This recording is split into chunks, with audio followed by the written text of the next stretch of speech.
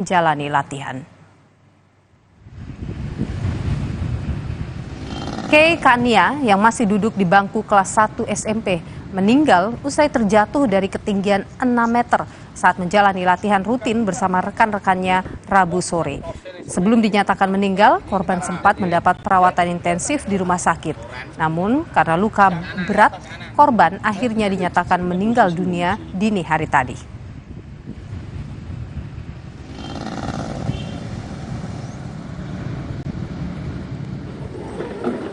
Jenazah korban langsung dimakamkan pihak keluarga. Teman-teman Kay mengiringi pemakaman di rumah duka. Aparat kepolisian yang mendapat laporan langsung melakukan olah TKP di lokasi. Petugas juga menyita tali tambang yang digunakan korban saat terjatuh. Mandap. Tarik tali ini kok.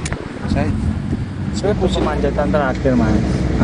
Pemanjatan terakhir itu dia itu mau top rope. Top rope itu masang dari itu kan pengamannya dari atas, ya. Dia masang, udah dia juga ngawasi, saya juga ngawasi, udah klik, dia naik, Mas, naik nggak sampai top, dia turun. Sempat turun, ya. Langsung lepas. Sorotan lain, Saudara, Kamis siang ini Komisi 1 DPR menggelar rapat kerja dengan Badan Intelijen Negara. Rapat tertutup ini membahas persiapan keamanan pelaksanaan pemilu.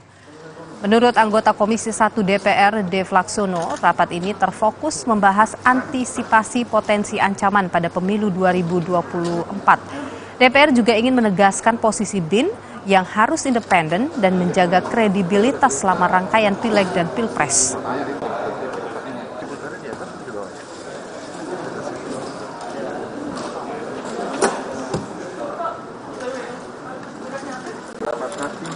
Beberapa agenda yang kita bahas, tapi agenda utama itu adalah kesiapan dan juga bagaimana BIN mengantisipasi berbagai macam ancaman untuk menghadapi pemilu nanti. Sekaligus juga menjaga kredibilitas dan netralitas BIN sendiri untuk memastikan tidak ada apapun rancangan ataupun niatan untuk memihak kepada salah satu paslon, akan tapi justru menjaga harkat martabat BIN dan juga memastikan pemilu itu berlangsung dengan jurdil.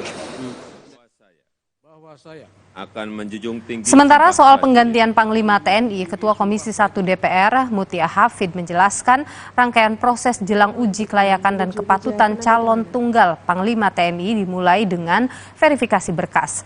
Calon tunggal Panglima diminta menyerahkan identitas diri, catatan terakhir laporan harta kekayaan pejabat negara atau kemudian SPT pajak tahunan dan surat keterangan sehat paling lambat hari Jumat 10 November 2023. Rangkaian rapat terbuka uji kelayakan dan kepatutan Jenderal Agus Subianto sebagai Panglima TNI akan digelar pada 13 November mulai pukul 10 pagi waktu Indonesia Barat. Akan dimulai rangkaiannya mulai esok, yaitu verifikasi administrasi. Jadi calon Panglima diharapkan melengkapi daftar riwayat hidup, NPWP, KTP, kartu keluarga, kemudian LHKPN tahun 2022, kemudian SPT pajak tahun 2022 dan surat keterangan sehat dari rumah sakit pemerintah. Ini kita lakukan esok 1 hari penuh di hari Jumat. Kemudian RDPU atau penyampaian visi misi yang biasa disebut fit and proper test itu akan dilakukan hari Senin tanggal 13 November pagi. Wakil Ketua Komisi 1 DPR fraksi PDI Perjuangan Utut Adianto mengatakan bahwa rencana jadwal uji kelayakan dan kepatutan calon tunggal Panglima TNI akan dilaksanakan pada Senin pekan depan 13 November 2023. Namun rencana tersebut harus dibahas lebih lanjut dengan meminta persetujuan anggota sebab kerja di DPR merupakan kerja bersama. Sebelumnya, Saudara, dalam rapat atau dalam surat Presiden, Kepala Staf Angkatan Darat Jenderal Agus Subianto menjadi kandidat tunggal Panglima TNI menggantikan Laksamana Yudo Margono yang akan pensiun 26 November 2023.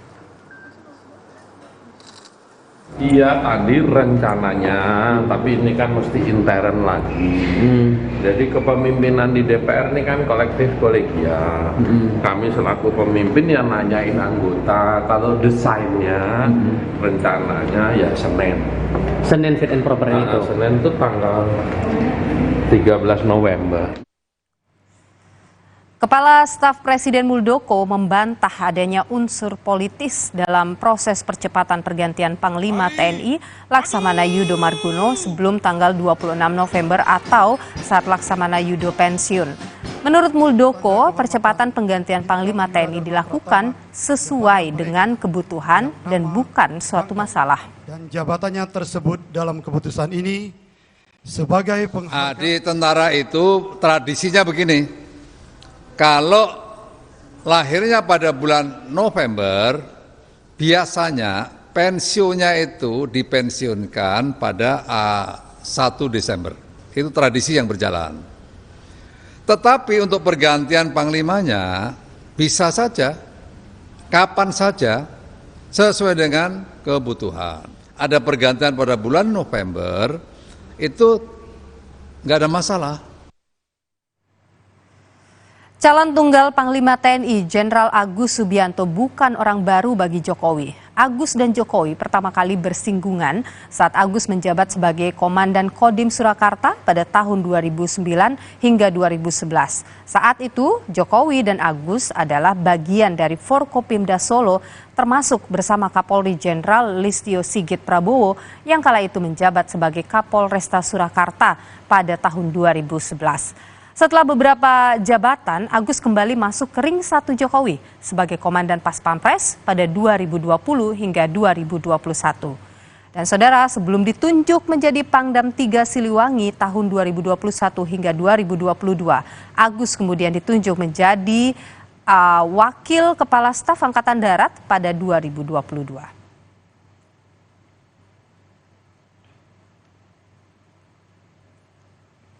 Pesatnya karir militer Jenderal Agus Subianto tak berhenti di situ, saudara. 25 Oktober 2023, Agus ditunjuk menjadi Kepala Staf Angkatan Darat, menggantikan Jenderal Dudung Abdurrahman yang pensiun.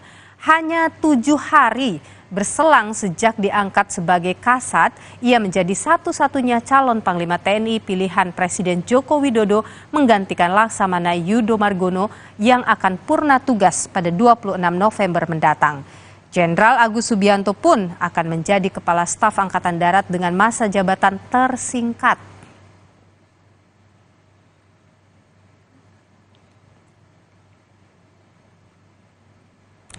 Besok 10 November 2023 menjadi batas waktu akhir pengumpulan berkas pra-fit and proper test untuk calon tunggal Panglima TNI Jenderal Agus Subianto. Kita segera bergabung saudara dengan jurnalis Kompas TV, ada Asri Gunawan di Gedung DPR RI Senayan, Jakarta. Asri, selamat sore. Jadi apa saja ini rangkaian uji kelayakan dan juga kepatutan yang harus dilalui oleh Jenderal Agus Subianto sebelum menjabat sebagai Panglima TNI?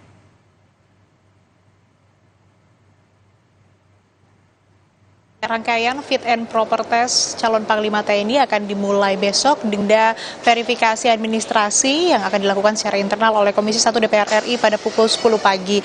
Dan dalam verifikasi ini calon Panglima TNI tidak diwajibkan hadir begitu karena prosesnya memang dilakukan secara internal. Baik. KTP, kartu keluarga, LHKPN tahun 2022, kemudian SPT pajak 2022, dan surat keterangan sehat dari rumah sakit pemerintah. Itu yang akan dilakukan besok, kemudian akan dilanjutkan ataupun juga fit and proper test akan dimulai pada tanggal 13 November 2023 atau hari Senin.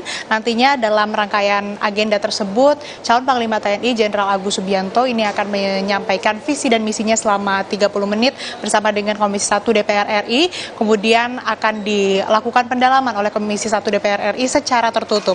Kalau kita mengutip ataupun juga melihat apa yang disampaikan pada kesempatan sebelumnya oleh Jenderal Agus Subianto, bahwa ia akan mempersiapkan secara khusus visi misi yang nantinya akan disampaikan di depan Komisi 1 DPR RI.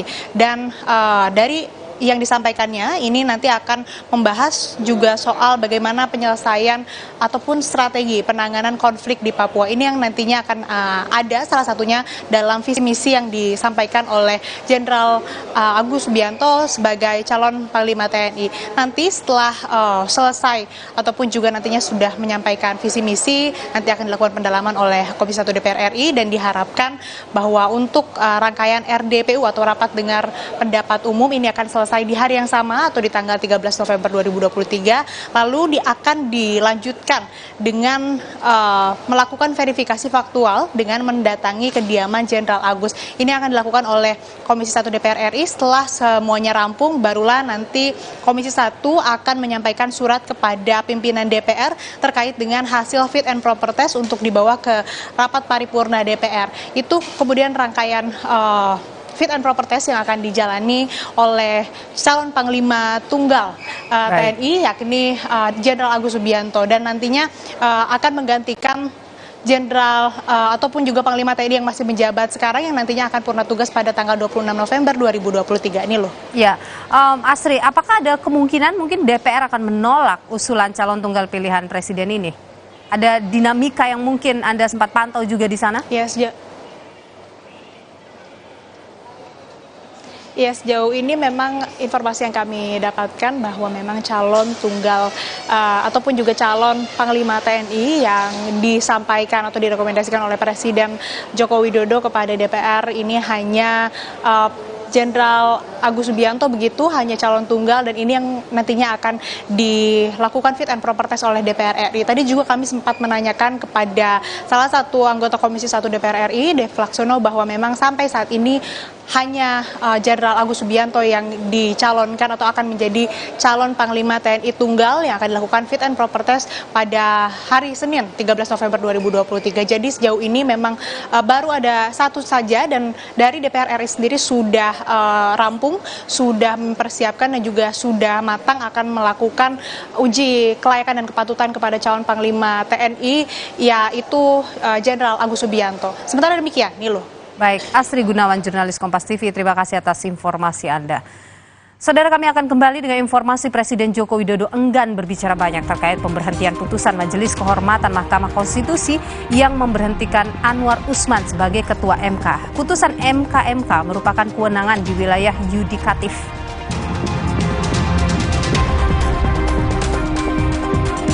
Baca Pres Ganjar Pranowo dan Baca Pres Anies Baswedan mengucapkan selamat kepada Soehartoyo atas terpilihnya menjadi Ketua MK dan berharap agar bisa menjaga marwah konstitusi.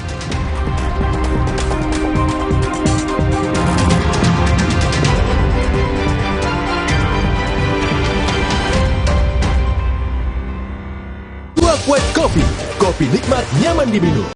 Kopi nikmat nyaman diminum.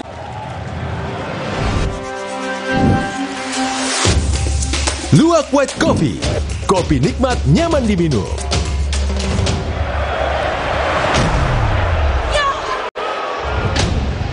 Luwak White Coffee berkomitmen mendukung sepak bola Indonesia mendunia. Indonesia, we're ready. Let's have fun. Gathering. We are coming to Jakarta, baby. Keep fighting bersama Luwak White Coffee. Kopi nikmat nyaman diminum. Selamat datang, silakan. Emangnya ada waktu buat sakit kepala?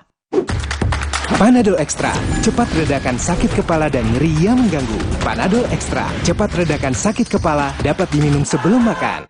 Galon Le Mineral 100% bebas BPA, aman untuk anak dan keluarga. Ciri galon bebas BPA, bening transparan, ditandai kode segitiga nomor 1. Galon Le Mineral, untuk sehatnya keluarga. Baru isi perut, udah kosong lagi. Dikit-dikit, lapar. Barusan jajan, tapi masih lapar. Dikit-dikit, lapar. Sari Gandum, dengan gandum utuh dan krim coklat lezat, bikin kenyang lebih lama. Sari Gandum, seenak itu, sekenyang itu. Ini semangat Indonesia. Semangat yang memacu Telkomsel untuk turut serta memajukan bangsa ini. Telkomsel, semangat Indonesia. Galon Le Mineral 100% bebas BPA, aman untuk anak dan keluarga. Ciri galon bebas BPA, bening transparan, ditandai kode segitiga nomor 1. Galon Le Mineral, untuk sehatnya keluarga. Kuah shoyu yang segar menenteramkan. Kehadiran Naruto Maki menyempurnakan kenyamanan otentiknya. Indomie Ramen Series, nikmat otentiknya, Mangsoku. Aqua percaya akan keajaiban alam, maka kami tidak menggunakan galon sekali pakai. Galon kami disanitasi dengan seksama sebelum diisi ulang. 100% murni. Coli terus, enaknya terus. Manis asam, cuy. Manis asam, cuy. Manis asam, cuy. Coli terus. Gak nempel di gigi. Slay, olay. Aku pikir semua air mineral itu sama. Le mineral itu beda. Le mineral memang berbeda. Setiap tetesnya mengandung mineral esensial seimbang yang penting untuk tubuh dan juga membuat rasa airnya lebih segar. Segernya. Le mineral. Hey guys.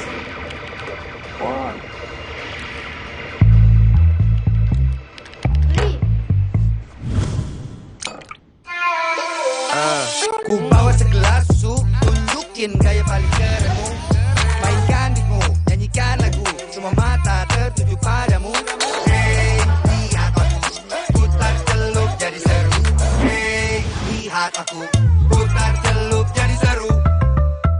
Luwak White Coffee, kopi nikmat nyaman diminum. Kopi nikmat, nyaman diminum.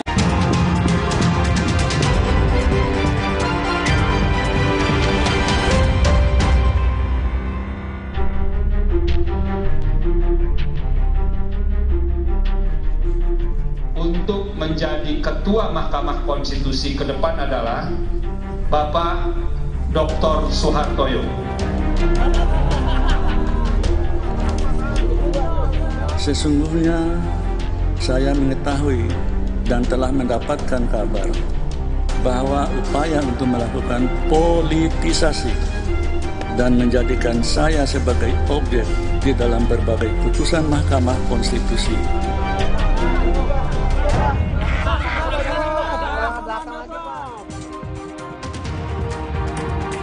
Saudara Hakim Konstitusi Soehartoyo terpilih menjadi Ketua Mahkamah Konstitusi menggantikan Anwar Usman yang dicopot karena melanggar etik berat.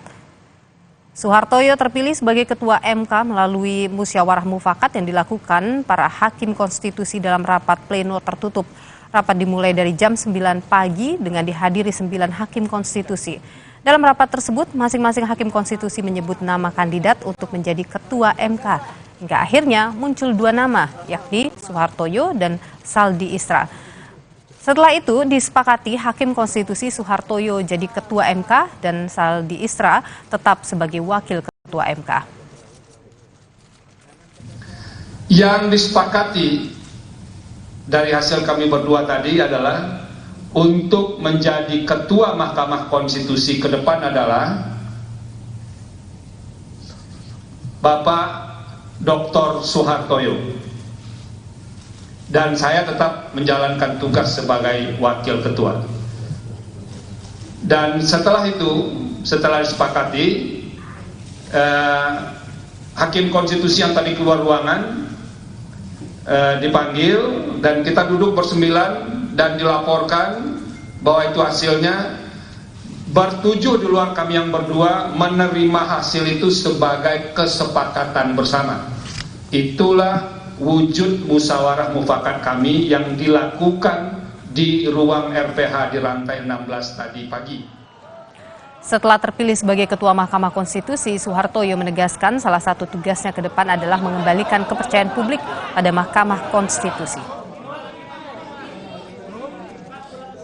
Mahkamah Konstitusi ini ada yang sesuatu yang harus kita bangkitkan kembali kepercayaan publik itu.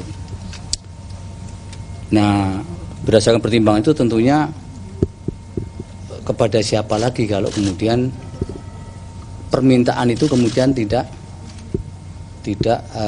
kami sanggupi.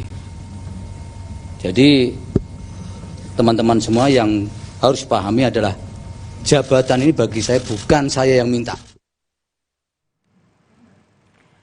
Hakim Soehartoyo, saudara, bergabung menjadi Hakim Konstitusi sejak 17 Januari 2015. Ia menggantikan Hakim Ahmad Fadlil Sumadi. Sebelum menjadi Hakim Konstitusi, Soehartoyo pernah menjabat di sejumlah pengadilan negeri, diantaranya pernah menjadi Ketua Pengadilan Negeri di Jakarta Selatan dan Pontianak. Soehartoyo sempat mengenyam pendidikan di Universitas Jayabaya Tarumanegara dan Universitas Islam Indonesia.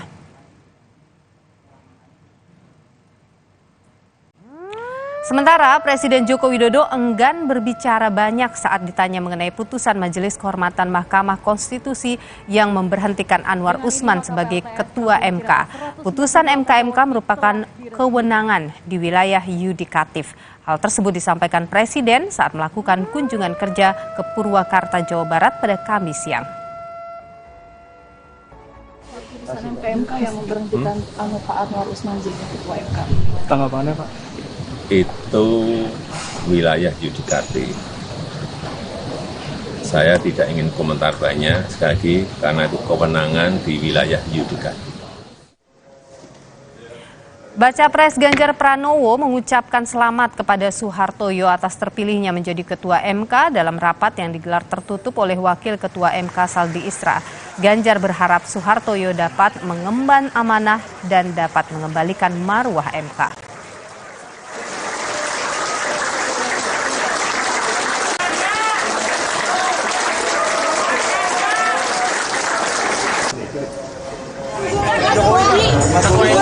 Gimana tanggapannya Pak? Selamat bekerja, mudah-mudahan bisa membawa marwah MK kembali seperti semula. Baca Pres Anies Baswedan menyampaikan harapan pada Ketua MK baru Soehartoyo pengganti Anwar Usman yang diberhentikan Majelis Kehormatan MK. Anies bilang dengan kepemimpinan baru di bawah Soehartoyo, MK bisa menjaga marwah sebagai salah satu lembaga tertinggi Republik Indonesia. Amin, amin aja dulu gitu ya. Mudah-mudahan prosesnya berjalan dengan baik, dengan lancar. Kemudian hasilnya akan bisa menghadirkan kepemimpinan yang makin bisa menjaga marwah mahkamah salah satu yang tertinggi di Republik ini. Hakim Konstitusi Soehartoyo resmi menjadi Ketua Mahkamah Konstitusi menggantikan Anwar Usman. Soehartoyo diharapkan bisa mengembalikan marwah Mahkamah Konstitusi. Apalagi lembaga ini nantinya akan menyidangkan sengketa Pilpres, termasuk saudara munculnya gugatan baru soal aturan batas usia Capres-Cawapres. Kita kupas bersama dengan Bivitri Susanti, pakar hukum tata negara sekaligus dosen STH Indonesia Jentera. Selamat sore, Mbak Bibip, sehat selalu. Selamat sore, sehat-sehat. Mbak Bibip, jadi apa yang Anda lihat dari sosok Soehartoyo ini? Kalau saya sih punya harapan. Saya kira Soehartoyo itu orang yang integritasnya sudah cukup teruji. Dan saya juga akan mengaitkannya dengan berbagai pendapat berbeda yang juga pernah ia lakukan. Jadi kan memang 9 hakim konstitusi itu kan 3 dipilih oleh Mahkamah Agung, 3 oleh DPR, 3 oleh pemerintah atau presiden. Nah, Pak Soehartoyo ini dari Mahkamah Agung, makanya karirnya selalu sebagai hakim di berbagai pengadilan di bawah Mahkamah Agung. Nah, kalau kita lihat pendapatnya selama ini, memang Pak Soehartoyo sering memberikan dissenting opinion dan dalam perkara-perkara yang kontroversial. Jadi dissenting opinion Pak Soehartoyo itu seringkali memang berguna sekali dan baik untuk dikaji. Bahkan dalam putusan 90 ini, Pak Soehartoyo juga memberikan pendapat berbeda. Karena kan 4 orang itu ya, Pak Arief Hidayat, Saldi Isra, Soehartoyo, dan Wahidudin Adams itu memberikan pendapat berbeda. Jadi saya punya harapan lah ya, dan Saldi Isra juga pasangan wakil yang juga baik. Mudah-mudahan mereka berdua ini bisa mendorong supaya ada perbaikan, terutama dalam hal pengawasan dan akuntabilitas hakim di Mahkamah Konstitusi. Ini kan mereka tadi Soehartoyo ini menyebutnya ya bahwa ada PR gitulah dan berkomitmen gitu untuk mengembalikan marwah citra dari Mahkamah Konstitusi. Kalau menurut Anda apa yang harus kemudian ditunjukkan oleh Soehartoyo ini untuk bisa mengembalikan kepercayaan publik tadi bahwa benar-benar akan bisa melakukan itu? Pertama, memang harus ada perbaikan dalam hal pengawasan dulu deh. Dari proses di MK kemarin, kita kan semua nih publik jadi belajar bahwa ternyata Mahkamah Konstitusi belum punya sistem pengawasan yang permanen. Karena bahkan MK yang Prof. Jimli kemarin itu masih ad hoc loh. Sampai 30 hari saja untuk perkara ini saja.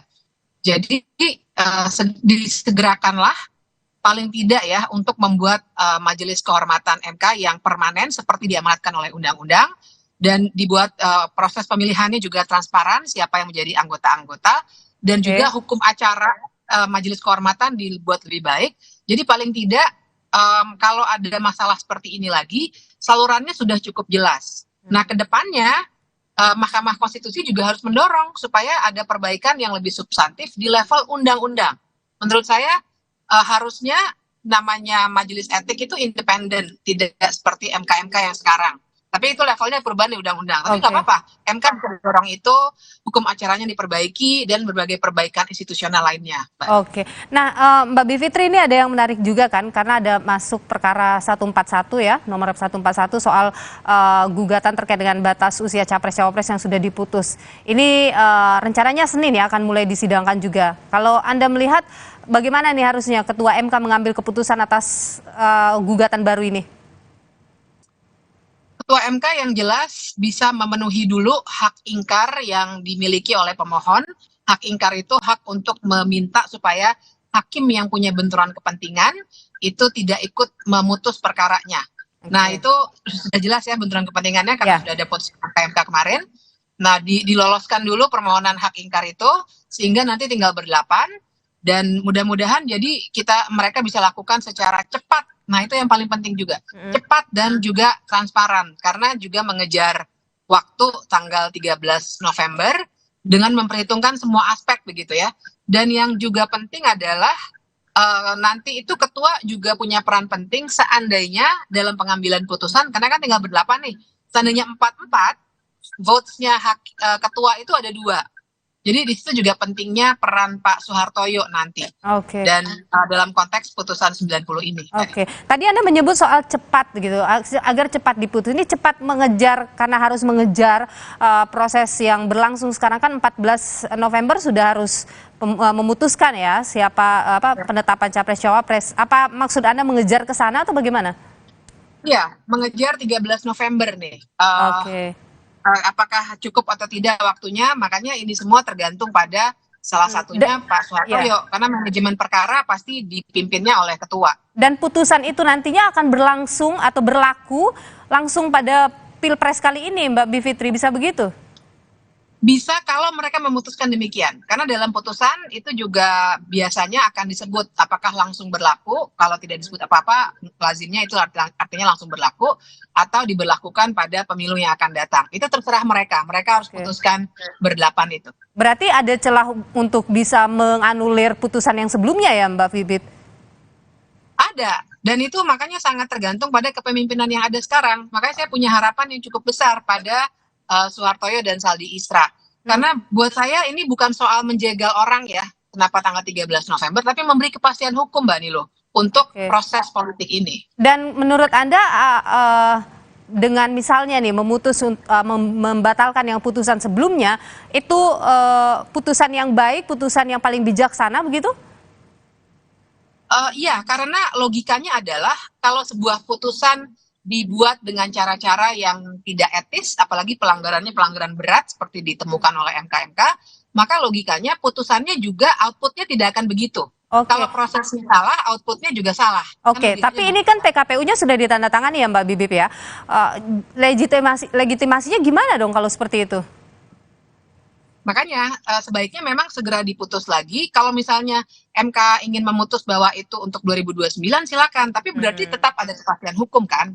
Nah, titik ini kan bisa dibawa kemana-mana nih Mbak Nilo, makanya harus segera. Jadi Anda sebenarnya bukan masalah apakah nanti akan membatalkan atau tidak, tetapi kepastian hukum tadi itu yang sebenarnya yang paling penting ya?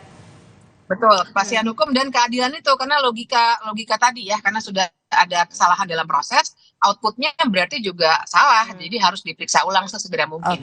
Dengan melihat Pak Soehartoyo sekarang menjadi ketua, kemudian Saldi Isra menjadi wakil, bagaimana Anda melihat nanti terkait dengan sengketa pemilu yang akan diputus, tentu saja kepercayaan publik bisa begitu ya, memberikan kepercayaan besar pada dua pimpinan ini? Untuk Pilpres kan memang baiknya adalah dari putusan MK-MK kemarin ada rekomendasi supaya untuk semua sengketa kepemiluan, itu Pak Anwar Usman tidak boleh ikut. Nah itu sudah memberi satu kepastian. Tapi juga mudah-mudahan jadi kepercayaan publik makin meningkat melihat bahwa yang memimpin ternyata juga seorang ketua yang rekam jejaknya cukup baik. Jadi Anda optimistis ya Mbak Bibip ya pada dua ini? Baik. Mbak Bivitri Susanti, terima kasih atas pandangan Anda di Kompas Petang. Sehat selalu Mbak. Saudara, kami masih akan kembali dengan informasi lainnya di Kompas Petang. Diantaranya PDIP Solo menuding ada intimidasi terkait munculnya sejumlah anggota polisi di depan kantor mereka. Polisi dan istana membantah tudingan PDIP. Baca Pres Ganjar Pranowo mengkritik kebijakan pembangunan ekonomi maritim di Indonesia. Ganjar menilai tidak ada perubahan signifikan dalam sektor ekonomi maritim selama 10 tahun terakhir.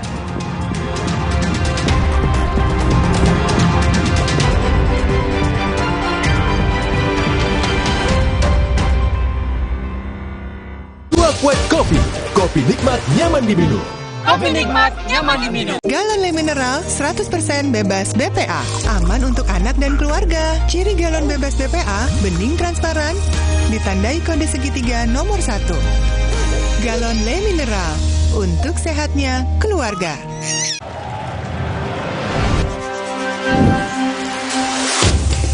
Luwak White Coffee, kopi nikmat nyaman diminum.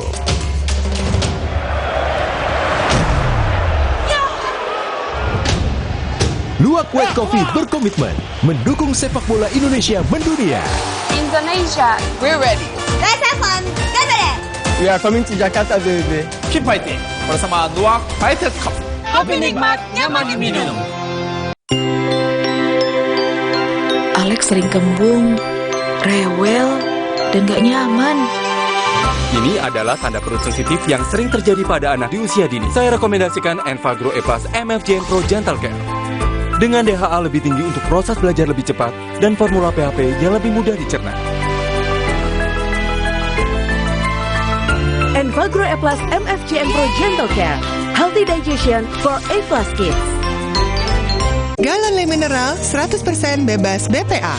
Aman untuk anak dan keluarga. Ciri galon bebas BPA, bening transparan, ditandai kode segitiga nomor 1.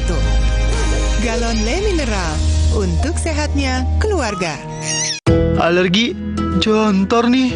Aku biduran, obatnya yang depannya Indal CTN. Bisa dibeli tanpa resep dokter. Indal CTN, komposisi anti alerginya Redakan alergi. Indal CTN.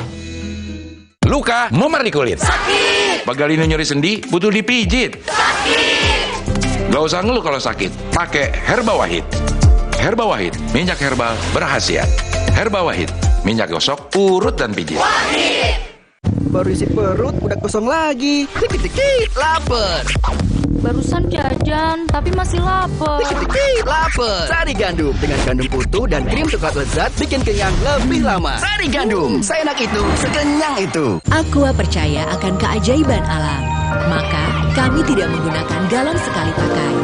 Galon kami disanitasi dengan seksama sebelum diisi ulang. Aqua 100% murni. Hey guys.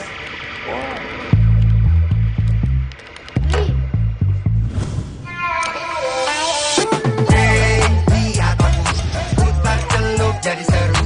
Hey, lihat aku. Wow, kirain kok taunya Fresh Care Smash yang lagi viral. Fresh Care Smash 4-in-1. Tren baru, double inhalernya unik, nonjok segernya. Bisa buat ngerok, sampai pijit. Keren dan stylish. Fresh Care Smash, ekspresikan gayamu. Inovasi baru dari Hotin. Hotin Go. Oles, go. Roll on, go. Pijat, go. Nggak sentuh langsung, nggak bikin tangan panas. Hotin Go. Hotnya in, langsung go. Baru isi perut, udah kosong lagi. Dikit-dikit, lapar. Barusan jajan, tapi masih lapar. Dikit-dikit, lapar. Sari Gandum, dengan gandum utuh dan krim coklat lezat, bikin kenyang lebih lama. Sari Gandum, seenak itu, sekenyang itu. Luwak White Coffee, kopi nikmat nyaman diminum. Kopi nikmat nyaman diminum.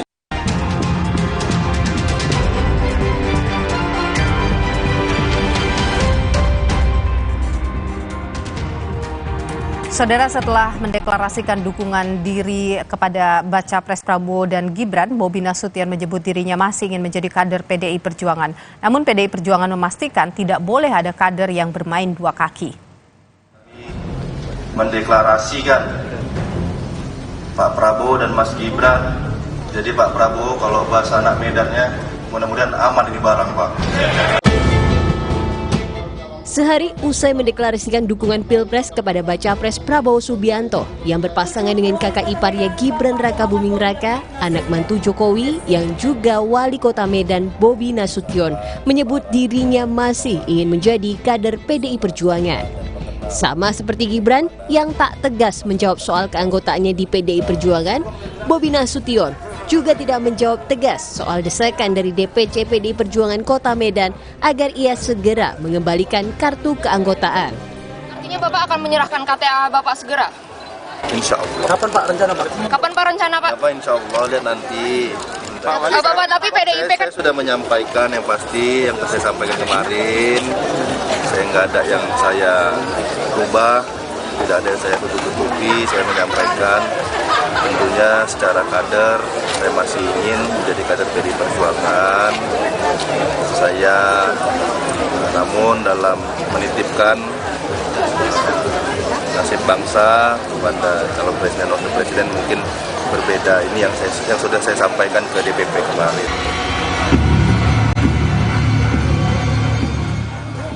Sebelumnya, Ketua DPP Bidang Kehormatan PDIP, Komarudin Watubun, memastikan tak boleh ada kader PDIP yang bermain dua kaki. Hal ini diungkap Komarudin pasca pernyataan Wali Kota Medan Bobi Nasution yang mendukung pasangan Prabowo Gibran. Kalau begitu, kamu tetap harus memilih salah satu, nggak bisa main dua kaki. Kembali, berapa hari ini silakan pikir baik-baik, lalu kembalikan KTA partai sebagai pengunduran diri di DPC PDI Perjuangan Kota Medan. Baca Pres Ganjar Pranowo mengaku tak masalah dengan keputusan menantu Presiden Joko Widodo yang mendukung pasangan Prabowo Gibran. Namun Ganjar menegaskan jika kader harus mengikuti keputusan partai untuk mengusung dan mendukung dirinya di Pilpres 2024.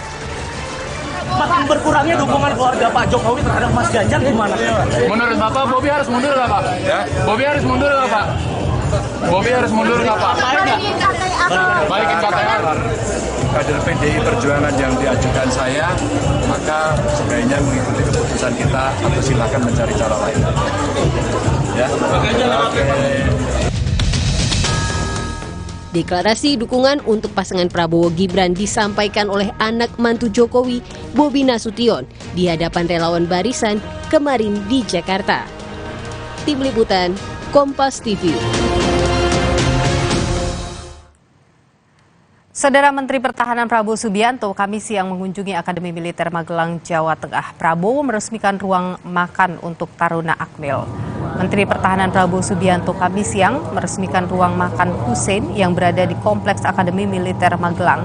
Ruang makan tersebut digunakan untuk makan bersama para Taruna Akmil yang sedang mengenyam pendidikan militer. Prabowo mengenang rumah makan ini juga sering digunakan sebagai tempat berkumpul para taruna sehingga ke depan bisa saling membantu dalam memajukan bangsa.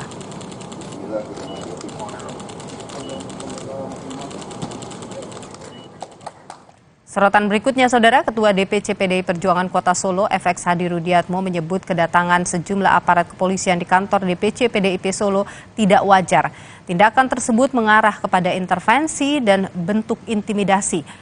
Saat dikonfirmasi terkait dengan kedatangan sejumlah polisi berseragam di kantor DPC PDIP Solo, FX Hadi Rudiatmo menyebut ini tidak wajar karena saat itu tidak ada acara apapun di kantor DPC PDIP Solo dan kantor baru saja diresmikan dan belum ada aktivitas.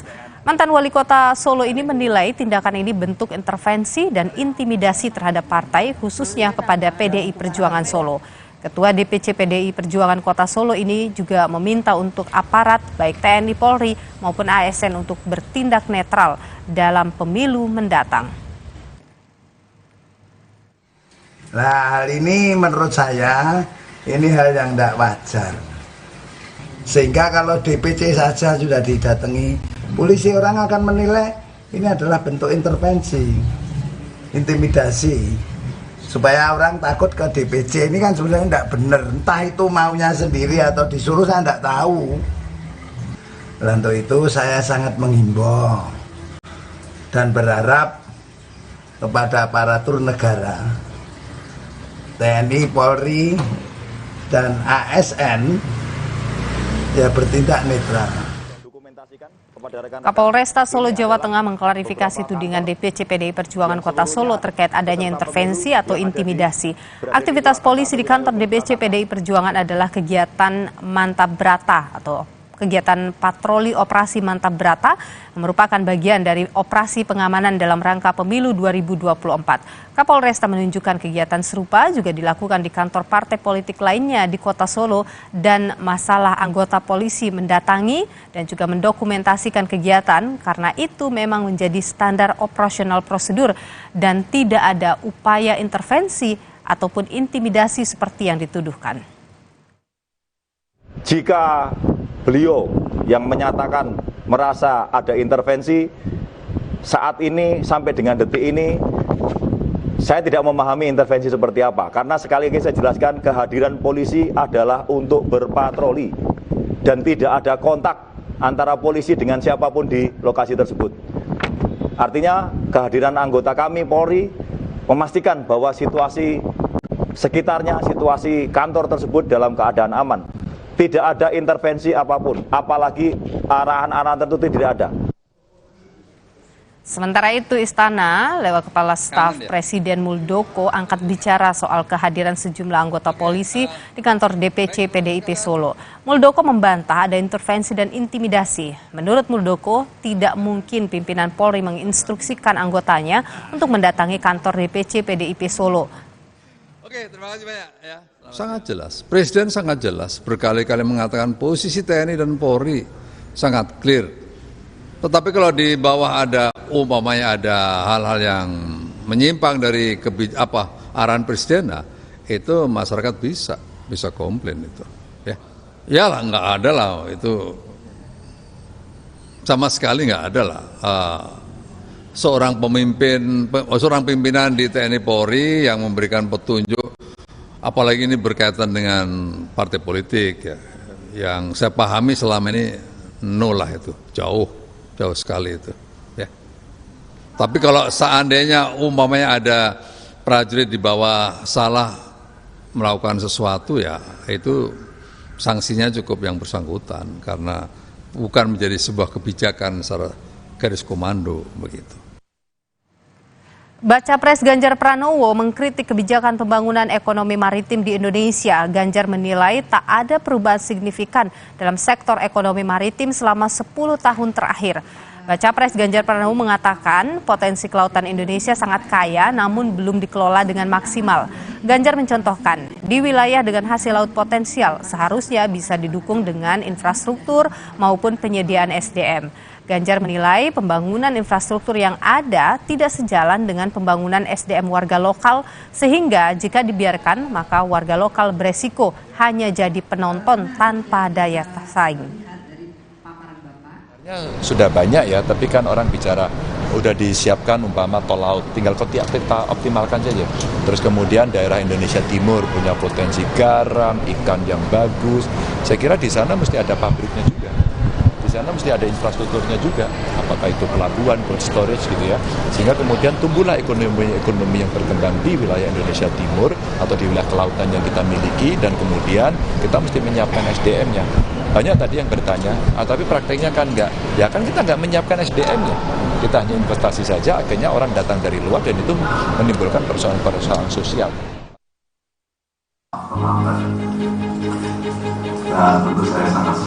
Bakal calon Presiden Ganjar Pranowo mengamini ide adu gagasan untuk mewarnai pertarungan demokrasi seperti yang dilontarkan Presiden Jokowi.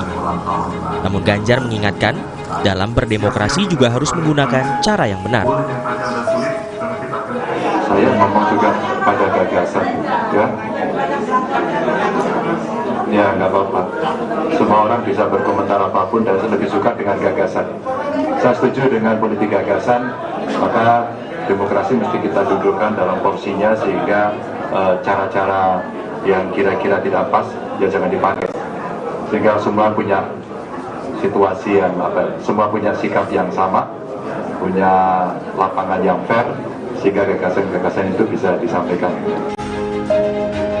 Sebelumnya Presiden Joko Widodo mengatakan kondisi politik tanah air menjelang pemilu 2024 terlalu banyak drama. Padahal menurut Jokowi, pertarungan Pilpres harus diisi dengan adu gagasan dan ide, bukan adu perasaan. Yang kita lihat adalah terlalu banyak dramanya,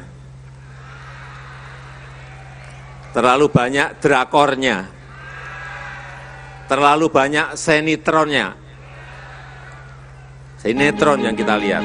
Sejumlah informasi penting lainnya masih akan kami hadirkan di paruh kedua Kompas Petang hari ini. Saudara akan bersama dengan rekan saya Tifal Solesa. Tifal, silakan. Ya, Nilo. PDI Perjuangan Solo, Jawa Tengah menuding ada intimidasi atas munculnya sejumlah anggota polisi di depan kantor mereka. Pihak kepolisian dan istana membantah tudingan PDI Perjuangan. Kami akan diskusikan ini bersama para narasumber sesaat lagi.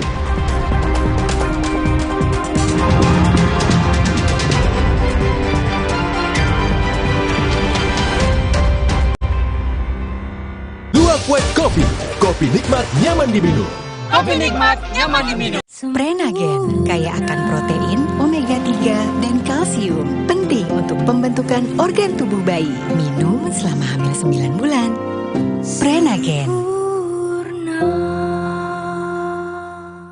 Baru Morinaga Morigrow. Kasih makan anak masih pakai drama. Beri dia Morinaga Morigrow. Susu dengan formula Grow Max. Bantu tingkatkan nafsu makan dan penuhi nutrisi untuk pertumbuhannya. Morinaga Morigrow. Le Mineral beda banget, lebih smooth, lebih segar. Le Mineral memang berbeda. Setiap tetesnya mengandung mineral esensial seimbang yang penting untuk tubuh dan juga membuat rasa airnya lebih segar. Dan lebih enteng. Le Mineral. Baru isi perut, udah kosong lagi. Dikit-dikit lapar. Barusan jajan, tapi masih lapar. Dikit-dikit lapar. Sari Gandum dengan gandum utuh dan krim coklat lezat bikin kenyang lebih lama. Sari Gandum, seenak itu, sekenyang itu. How are you? Artinya apa kabar? Come, let's Play. play. Belajar bahasa baru tanda kecerdasannya makin optimal. Enfagrow Essential dengan nutrisi penting dan DHA lebih tinggi, bantu optimalkan kecerdasannya. Ayo main. Come, let's play. Cerdasnya tumbuhkan kebaikannya. Enfagrow Essential. Galon Le Mineral 100% bebas BPA. Aman untuk anak dan keluarga. Ciri galon bebas BPA, bening transparan, ditandai kode segitiga nomor 1. Galon Le Mineral, untuk sehatnya keluarga. Terasa gigi ngilu kalau minum dingin, terus kondisi gigi sensitif. Jika dibiarkan lebih lama, ada kemungkinan untuk memburuk. Sensodyne memberikan perlindungan hingga 24 jam. Saya merekomendasikan Sensodyne untuk perawatan gigi ngilu. Baru isi perut, udah kosong lagi. Dikit-dikit lapar. Barusan jajan, tapi masih lapar. Dikit-dikit lapar. Sari Gandum dengan gandum utuh dan krim coklat lezat bikin kenyang lebih lama. Sari Gandum, seenak itu, sekenyang itu. Ini semangat Indonesia. Semangat yang memacu Telkomsel untuk turut serta memajukan bangsa ini. Telkomsel, semangat Indonesia. Hey guys.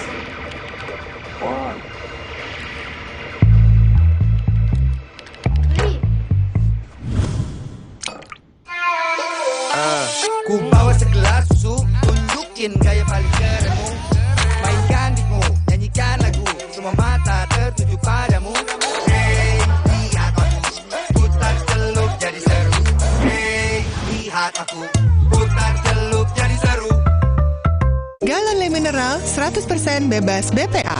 Aman untuk anak dan keluarga. Ciri galon bebas BPA, bening transparan, ditandai kode segitiga nomor 1. Galon Le Mineral, untuk sehatnya keluarga. Terus enaknya terus. Manis asam, chewy, manis asam, chewy, manis asam, chewy. Oleh terus, gak nempel di gigi. Slay, oleh.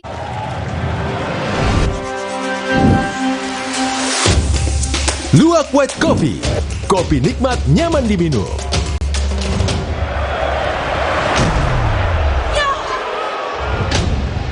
Luwak White Coffee berkomitmen mendukung sepak bola Indonesia mendunia.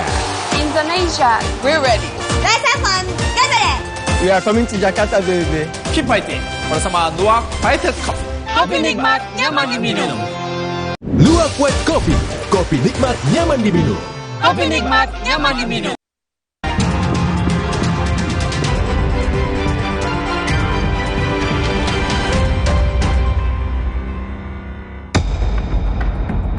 DPC saja sudah didatangi, polisi orang akan menilai ini adalah bentuk intervensi, intimidasi, supaya orang takut ke DPC. Ini kan sebenarnya tidak benar, entah itu maunya sendiri atau disuruh, saya tidak tahu.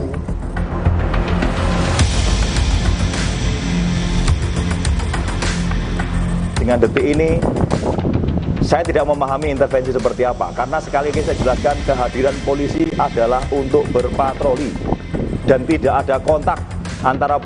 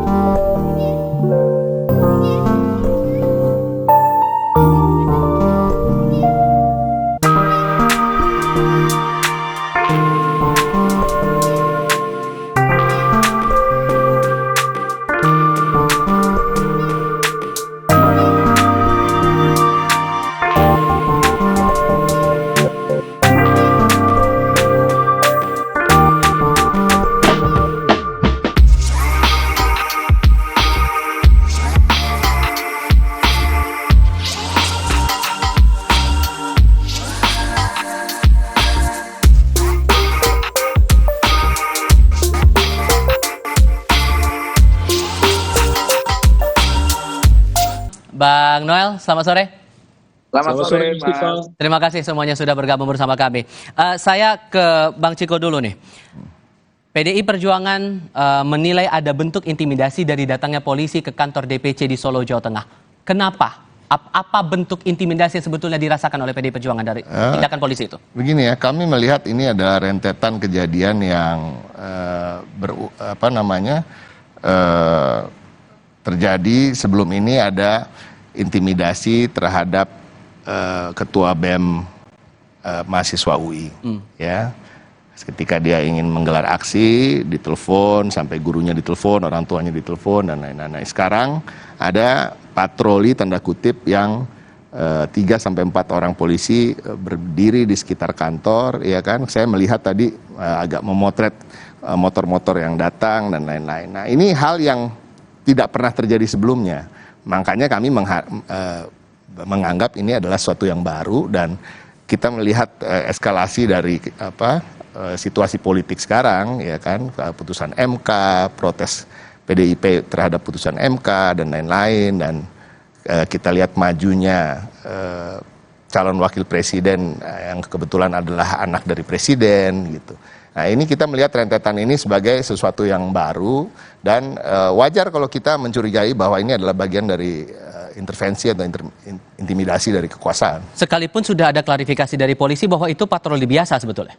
Ya nggak apa-apa, silahkan mengklarifikasi, dan harapan kami ya kalau memang apa yang dilakukan akan terus kami anggap sebagai intimidasi, ya stoplah lakukan hal-hal yang akan dicurigai sebagai intimidasi, itu aja. Oke. Kalau menurut Anda, Bang Noel, polisi datang ke kantor parpol itu hal yang biasakah atau ada perspektif lain?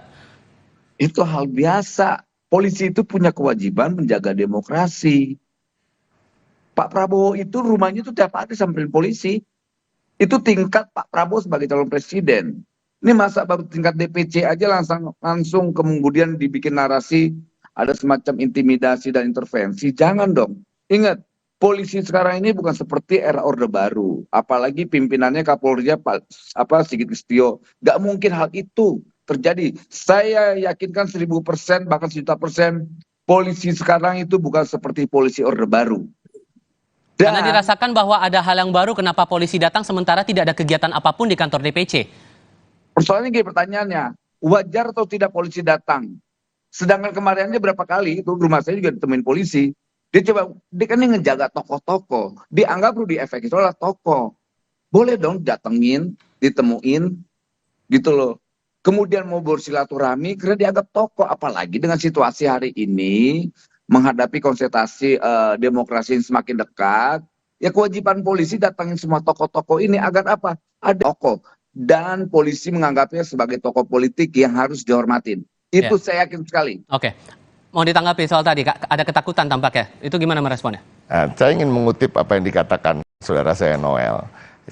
Apa yang dikatakan tadi mengatakan adalah ini bukan masa Orde Baru. Nah, itu dia yang sekarang kita rasakan. Ada rentetan-rentetan kejadian di Republik ini yang kita harus akui bahwa ini kok seperti kembali ke masa Orde Baru, ya kan? Ada politik dinasti, ada keputusan MK yang diambil untuk seseorang yang kebetulan pamannya adalah ketua MK dan kemarin ketua MK ini terbukti ada pelanggaran dalam unsur konflik kepentingan sehingga dicopot jadi ketua MK. Jadi rentetan-rentetan ini tidak salah kalau masyarakat atau kami di PDI Perjuangan menganggap hal ini sebagai intimidasi dan ini kembali ke arah Orde Baru. Jadi ini kan indikasi. Ini baru indikasi. Kalau kita curiga nggak apa-apa dong. Kok rakyat curiga aja nggak boleh? Nah ini udah Orde Baru banget. Kalau curiga aja kita nggak boleh ya. Ini udah. Iya nggak bisa. Silakan, Pak Noel. Enggak, demokrasi kita ini kan sudah bagus. Tertata enggak dong, ada kemunduran, ada kejadian yang luar biasa baru-baru ini.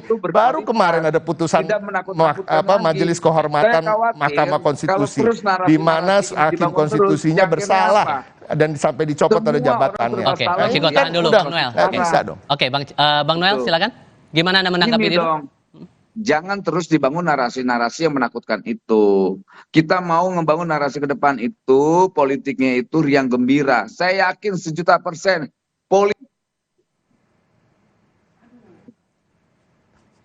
Bang Noel, mohon maaf audionya sempat terputus. Mungkin kita coba perbaiki komunikasi terlebih dahulu dengan Bang Noel. Ini sempat terputus komunikasi sedikit audionya. Saya ke Mas Umam sambil kita perbaiki komunikasi dengan Bang Noel. Cukup beralasan tidak dengan pandangan PDI Perjuangan tadi ada rentetan kejadian sehingga dipandang bahwa ini adalah bentuk intimidasi. Itu menurut Anda gimana Mas Umam? Ya, memang cukup menarik mencermati apa yang disampaikan oleh Mas Ciko dan juga Bang Noel. Ini Bang Noel masih belum paham ada situasi komunikasi yang problematik gitu. Tapi begini, bahwa kemudian yang disampaikan tadi sebenarnya bukan sesuatu yang baru. Kalau misal kemudian kita cermati dua figur ini kan sebenarnya merepresentasikan dari elemen kekuatan pro keberlanjutan, karena dua-duanya juga berasal dari elemen yang sebelumnya juga mendukung Pak Jokowi. Tetapi ketika kemudian sekarang Mas Ciko dan sahabat-sahabat dari PDIP merasa ada kekhawatiran, ada ketakutan semacam itu, to some extent itu justified, itu betul. Memang ada kecenderungan penggunaan instrumen kekuasaan negara untuk kepentingan politik. Tetapi di saat yang sama sebenarnya ini bukan sesuatu yang baru. Nah, khawatir saya ini mendadak oposisi. Jadi Mas Ciko dan teman-teman di PDIP mendadak oposisi karena bagaimanapun juga dipengaruhi oleh situasi koalisi yang terbaru. Kalau kita merujuk di paper lama yang ditulis oleh Thomas Power, itu dari teman dari Australian National University, di akhir 2018 dia sudah menulis artikel dengan judul yang sangat spektakuler, kontroversial. Judulnya Jokowi's Authoritarian Turn and Indonesia's Democratic Decline. Nah, indikasi yang dia gunakan adalah terkait dengan politisasi instrumen kekuasaan negara. Nah, waktu itu sebenarnya PDIP dan juga teman-teman yang lain masih berada di lingkungan yang sama, di lingkaran yang sama. Tetapi sekarang kemudian ketika kemudian PDIP sendiri mengalami situasi di mana kemudian terjadi titik pisah antara PDIP dengan Pak Jokowi, maka kemudian narasinya berbeda. Nah, yang ingin saya tekankan bahwa apa yang menjadi concern dari Mas Ciko tadi, to some extent bisa difahami. Dan itu justified. Tetapi kalau misal kemudian itu hanya terjadi belakangan ini, rasanya itu sudah menjadi concern yang cukup lama. Bagaimana kemudian kebebasan masyarakat sipil mengalami penurunan signifikan, bagaimana kemudian mahasiswa bersuara begitu mudah kemudian difragmentasi dan dihentikan. Nah, ini yang kemudian harus menjadi ruang refleksi yang jauh lebih besar. Bukan hanya sekedar apa yang terjadi di Solo, tapi yang di Solo barangkali akan menjadi sebuah pemicu bagi munculnya gelombang kritis terutama dari partai yang selama 9 tahun ini menjadi pemimpin koalisi pemerintahan saat ini. Sudah kami tangkap maksudnya. Saya kembali lagi ke Bang Noel. Bang Noel, tadi audionya sempat terputus, jadi belum terdengar utuh pernyataan Anda tadi. Mungkin bisa dijelaskan lagi. Jadi kalau menurut Anda, dengan diksi intimidasi menurut PDI Perjuangan polisi datang ke kantor partainya itu cukup beralasan atau tidak? Sangat tidak beralasan. Alasannya apa? Gini, argumentasinya itu yang jelas membangun narasi ketakutan. Kita mau ke depan itu ada narasi-narasi yang gembira. Dan ingat, polisi itu dia sebagai pengayom masyarakat. Kedua, 1.000.000% saya tidak yakin bahwa ada intimidasi. Kedua, Rudy Efek itu dianggap tetap sebagai tokoh politik. Dia sebagai anak bangsa yang harus tetap didatengin, disilaturahmiin. Karena biar gimana kan polisi tahu tokoh-tokoh yang layak untuk didatengin. Tokoh-tokoh yang harus tetap dijaga, jangan sampai ada terkait masalah-masalah yang lain. Dia harus dijaga tokoh-tokoh kayak begitu. Karena kenapa? Biar gimana pun Rudy Efek di mata kepolisian itu adalah tokoh yang harus didatangi dan silaturahmikan. Karena gimana pun Rudy Efek kan tokoh yang punya pengaruh luar biasa. Gak mungkin sekelas kepolisian membangun coba mengintimidasi sekelas Rudy Efek, gak mungkin. Ini era bukan lagi era Orde Baru. Semua itu didatengin, beda pandangan, ditakutin. Maka tadi saya kaget juga narasinya Ciko ini. Ada peristiwa A, B, C, D, F, G, lantas disimpulkan nih ada semacam sebuah intimidasi. Tidak yakin saya itu terjadi. Dan saya juga akan marah ketika itu terjadi. Dan 100% tidak mungkin polisi melakukan hal itu. Nggak mungkin tuh menurut Aku izin ya. Gimana Bang? Aku izin boleh ya. Tunggu dulu sebentar Bang, kita mendengar dulu tanggapan Bang Ciko dulu merespon tadi pernyataannya Bang Noel. Nggak mungkin katanya. Kalau untuk Noel jawaban saya adalah gini, tidak akan ada asap kalau tidak ada api, ya kan? Ini narasi itu bisa dibangun kalau ada kejadian-kejadian yang bisa memercikan api-api narasi tersebut. Nah itulah yang tadi saya sudah sampaikan. Saya tidak ingin mengulang apa yang sudah saya sampaikan, karena sebenarnya sudah saya sampaikan tadi. Tapi saya juga ingin mengutip apa yang dikatakan Mas Umam. Mas Umam bahkan lebih menegaskan lagi bahwa ini bukan baru terjadi sekarang. Mungkin kami PDI Perjuangan atau saya sendiri sebagai yang dari dulu adalah tadinya pendukung Pak Jokowi, ya tidak pernah merasakan itu secara langsung. Tapi tadi ditegaskan oleh Mas Umam bahwa hal seperti ini sudah terjadi sebelum ini dan bukan hal yang baru. Nah ini hal yang baru untuk PDI Perjuangan, makanya kita merasakan sesuatu yang baru nih, ada sensasi-sensasi baru karena ada kejadian-kejadian baru dan kita akhirnya merasa kita curiga boleh bos, kalau sampai curiga aja nggak boleh, ini orde baru banget dong. Kalau protes nggak boleh, orde baru banget. Kita curiga, habis curiga kita protes, kita sampaikan ya kan, terus udah dibantah sampai istana membantah, wah luar biasa. Gimana tuh Bang Noel? Mudah-mudahan tidak terulang lagi lah. Gini. Ya kan? Kan udah berkali-kali dalam pidato presiden, jangan coba-coba intervensi. Artinya apa? Apa yang disampaikan presiden itu dianggap polisi perintah. Artinya semua para tokoh-tokoh ini harus tetap dijaga. Nggak boleh ada yang disakiti. Nggak boleh harus ada yang intimidasi. Masa datang aja nemuin atau datangin ke tempatnya. Walaupun akhir-akhir ini agak sulit menerjemahkan apa kata presiden, karena kadang-kadang kata-kata dan perbuatannya tidak satu. Jadi saya rasa polisi juga menerka-nerka. Ya enggak lah. Nah makanya gini. Ini artinya apa ya? Yang ini harus kebalikannya atau gimana nih? Kalau udah timbul resistensi begitu, akhirnya apa? Orang mampu menerjemahkan apapun semaunya. Setiap orang datang, wah intimidasi. Datang B, wah ada intervensi. Akhirnya ya timbulnya ketakutan-ketakutan terus. Nanti jangan-jangan polisi nggak mau datang lagi tuh ke rumah Rudy tuh. Cuma pengen silaturahmi aja nggak boleh. Kan banyak anggota-anggota kepolisian tuh kan tahu para tokoh-tokohnya. Oh ini tokoh ini yuk kita datengin, temuin. Salah rupanya. Saya kasih kesempatan ke Mas Umam merespon ini karena sudah ada. Sebentar dulu, tahan dulu Bang. Manuel, sebentar dulu. Kita masih ada diskusi nih, masih melanjutkan. Sebentar. Saya kasih kesempatan Mas Umam dulu. Mas Umam, Anda melihat tadi kan sudah ada respon juga dari Presiden Joko Widodo masalah posisi netralitas itu tadi, tapi kan ternyata ada intimidasi yang disebut oleh PDI Perjuangan dengan datangnya polisi ke kantor itu. Anda merasa bahwa posisi pemerintah ini sudah tegas atau belum? Iya, tegas atau tidak, saya pikir itu dibutuhkan pengujian ya. Kalau misal kemudian memang satu kata dan perbuatan seperti yang disampaikan oleh Mas Ciko tadi, maka harus konsisten di level itu. Nah di dalam konteks politik memang besar kemungkinan Pak Jokowi tidak akan menyampaikan sebuah statement secara terbuka untuk mendukung satu capres-cawapres tertentu, tetapi bagaimanapun juga seperti yang disampaikan oleh Pak Kunchoro Ningrat, kemudian Pak Benedict Anderson, bahwa Japanese leadership style itu penuh dengan simbol. Jadi Pak Jokowi tidak perlu menyampaikan sebuah statement, cukup dengan senyum, cukup dengan kerlingan mata, itu elemen-elemen kekuatan di sekitarnya akan bisa memahami sebenarnya kemana arah preferensi politik dari Pak Jokowi. Nah, di level ini barangkali memang harus kita clearkan dulu. Tentu kita tidak bisa secara serta-merta kemudian suudon kepada teman-teman di kepolisian, karena barangkali kalau misal memang itu melakukan kerja-kerja intelijen, harusnya kalau misal memang betul melakukan kerja-kerja intelijen dalam konteks upaya penggalangan informasi, kemudian laporan pandangan mata di lapangan, saya pikir harusnya tidak menggunakan seragam resmi kepolisian, tetapi menggunakan seragam intel.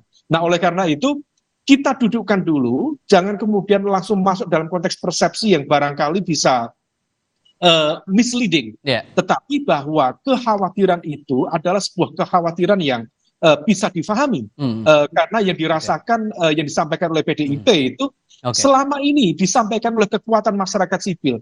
Bagaimana kemudian para aktivis, WhatsApp-nya kena blackmail, kemudian mereka dapat intervensi telepon dari berbagai nomor di luar negeri. Itu bukan sesuatu yang baru, dan ini harus menjadi wake up call bagi kita semua, agar instrumen kekuasaan negara tidak menjadi alat politik dan kekuasaan menuju pilpres. Masih dianggap wajar sebetulnya nih Bang Noel, gimana tuh responnya? Masih tetap pada pendirian bahwa ini hal-hal yang biasa-biasa saja?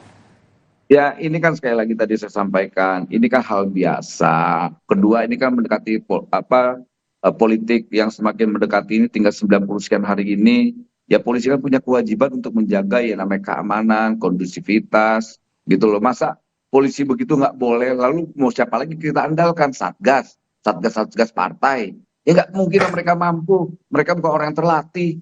Ya, hari ini yang terlatih dan punya legitimasi oleh negara dan bayar pajak kepolisian. Ya biarin aja Pak polisi itu mau di mana, kadang-kadang juga ada di tengah jalan polisi. Kalau gitu bilangnya itu ada polisi di tengah jalan kita, itu ada polisi lalu lintas di mana-mana. Di depan tempat kita aja nih, markas kita ini, itu banyak sekali polisi. Lantas kita langsung terjemahkan, wah ini polisi udah melakukan teror di terhadap kita. Ya jangan dong, pahamin itu bagian tugas-tugas kenegaraan. Sekalipun kemudian disebut oleh FX Rudy gara-gara kasus ini, dan dia meminta TNI, Polri, dan ASN bertindak netral. Jadi akhirnya netralitas inilah yang jadi pertanyaan. Gimana tuh Bang Noel? Ya sudah, mereka udah pasti netral. Udah pasti, mereka udah sampaikan itu berkali-kali. Kapolri, TNI semua udah nyampaikan. Kurang apa lagi? Tapi kan hak, mereka juga punya hak konstitusi keluarganya untuk memilih. Salahkan keluarga-keluarga mereka yang memilih. Yang nggak boleh kan anggota-anggota yang aktif. Ingat, baca itu undang-undang itu. Undang-undang TNI Polri. Yang nggak boleh itu adalah anggota aktif. Lalu keluarganya kan boleh, punya hak. Masa mau dilarang keluarganya? Baik. Untuk menangan, Di Jawa berkali-kali Kapolri bilang Polri harus netral. TNI juga melalui Panglima juga udah menyampaikan polisi harus netral di 2024 pemilu nanti. Udah semua udah, makanya saya heran. Mau apa lagi sini orang-orang ini PDIP ini? Baik, ini tampaknya Bang Ciko udah mau siap-siap mau menyampaikan pendapatnya, tapi kita akan lanjutkan lagi diskusinya di sesi berikutnya. Tetap bersama kami saudara di Kompas Petang.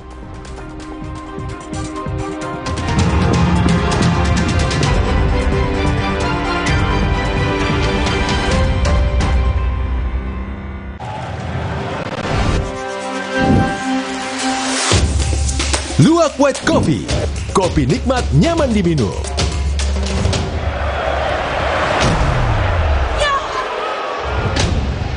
Luwak White Coffee berkomitmen mendukung sepak bola Indonesia mendunia. Indonesia, we're ready. Let's have fun. Gathering.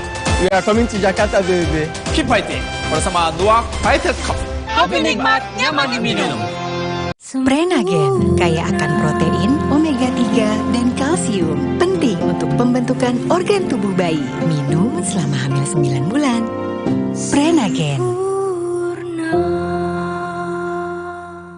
Baru Morinaga Morigrow. Kasih makan anak masih pakai drama. Beri dia Morinaga Morigrow. Susu dengan formula Grow Max.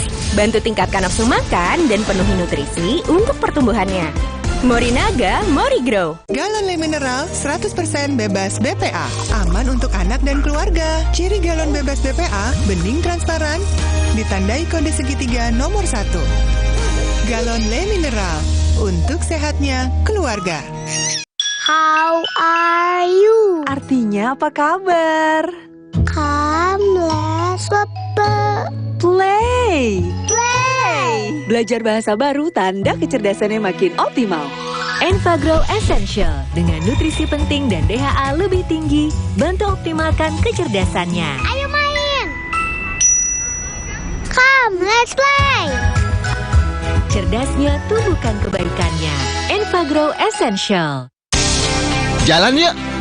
Usia nambah, gerak susah ya. Kesehatan sendi harus diperhatikan. Rajin gerak badan tak berlebihan. Bila perlu, minum Wellmove. Diproduksi dengan teknologi modern, higienis, dan halal. Wellmove, bergerak itu nikmat. Untuk membantu atasi capek, pegal, dan nyeri otot, pakai Hotin Cream. Kalau untuk meredakan nyeri sendi, Rematik dan keseleo. Nah, itu pakai Hotin DCL baru. Bahan aktif DCL-nya efektif mengobati rematik, lindung, dan nyeri sendi. hotnya Hotin banget deh. Oleh terus, enaknya terus. Manis asam, chewy. Manis asam, chewy. Manis asam, chewy. Oleh terus. Gak nempel di gigi. Slay, oleh. Aqua percaya akan keajaiban alam. Maka, kami tidak menggunakan galon sekali pakai.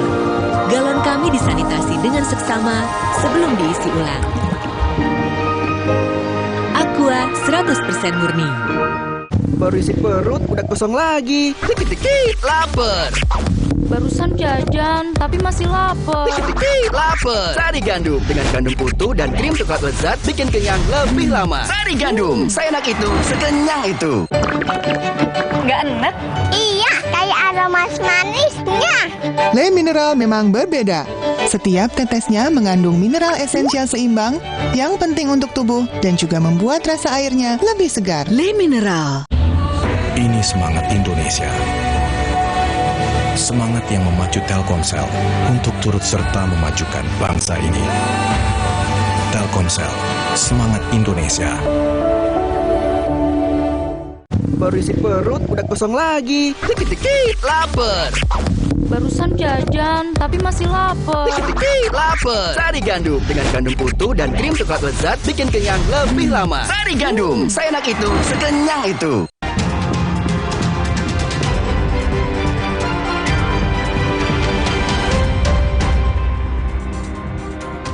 Gara-gara kasus polisi datang ke kantor DPC PDI Perjuangan di Solo, akhirnya Rudi menyampaikan dan meminta TNI Polri dan ASN bertindak netral.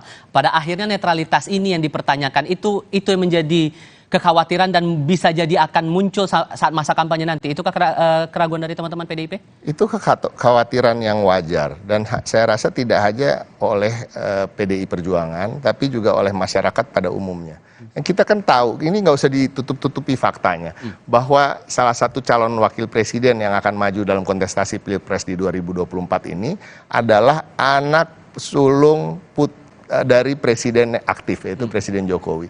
Nah, kita tahu sendirilah hubungan anak ke bapak ke anak bagaimana, ya kan? Nah, apakah betul netralitas yang dikatakan di mulut itu akan betul-betul diterjemahkan sebagai netralitas di lapangan? Nah, ini tentu menjadi kekhawatiran dan ini nggak boleh kita saking takutnya untuk menyampaikan kekhawatiran ini terus kita bilang oh presiden udah ngomong dia akan netral, pasti dia netral. Cukup menurut Anda itu? Nggak cukup dong. Ini seorang bapak pada anaknya. Nah, seorang bapak ini kebetulan seorang presiden yang sebagai panglima tertinggi, ya kan, dia adalah bosnya Kapolri, bosnya semua menteri, ya dan lain-lain. Nah, kekhawatiran dan kecurigaan itu wajar akan terus ada, apalagi terjadinya intimidasi yang oke, kalau kita mau menganggap apa yang terjadi di Solo bukan intimidasi, tapi kita tahu ada terjadi intimidasi kepada ketua BEM UI, ya kan, rumah orang tuanya di Pontianak didatengin oleh polisi berseragam juga, ya kan.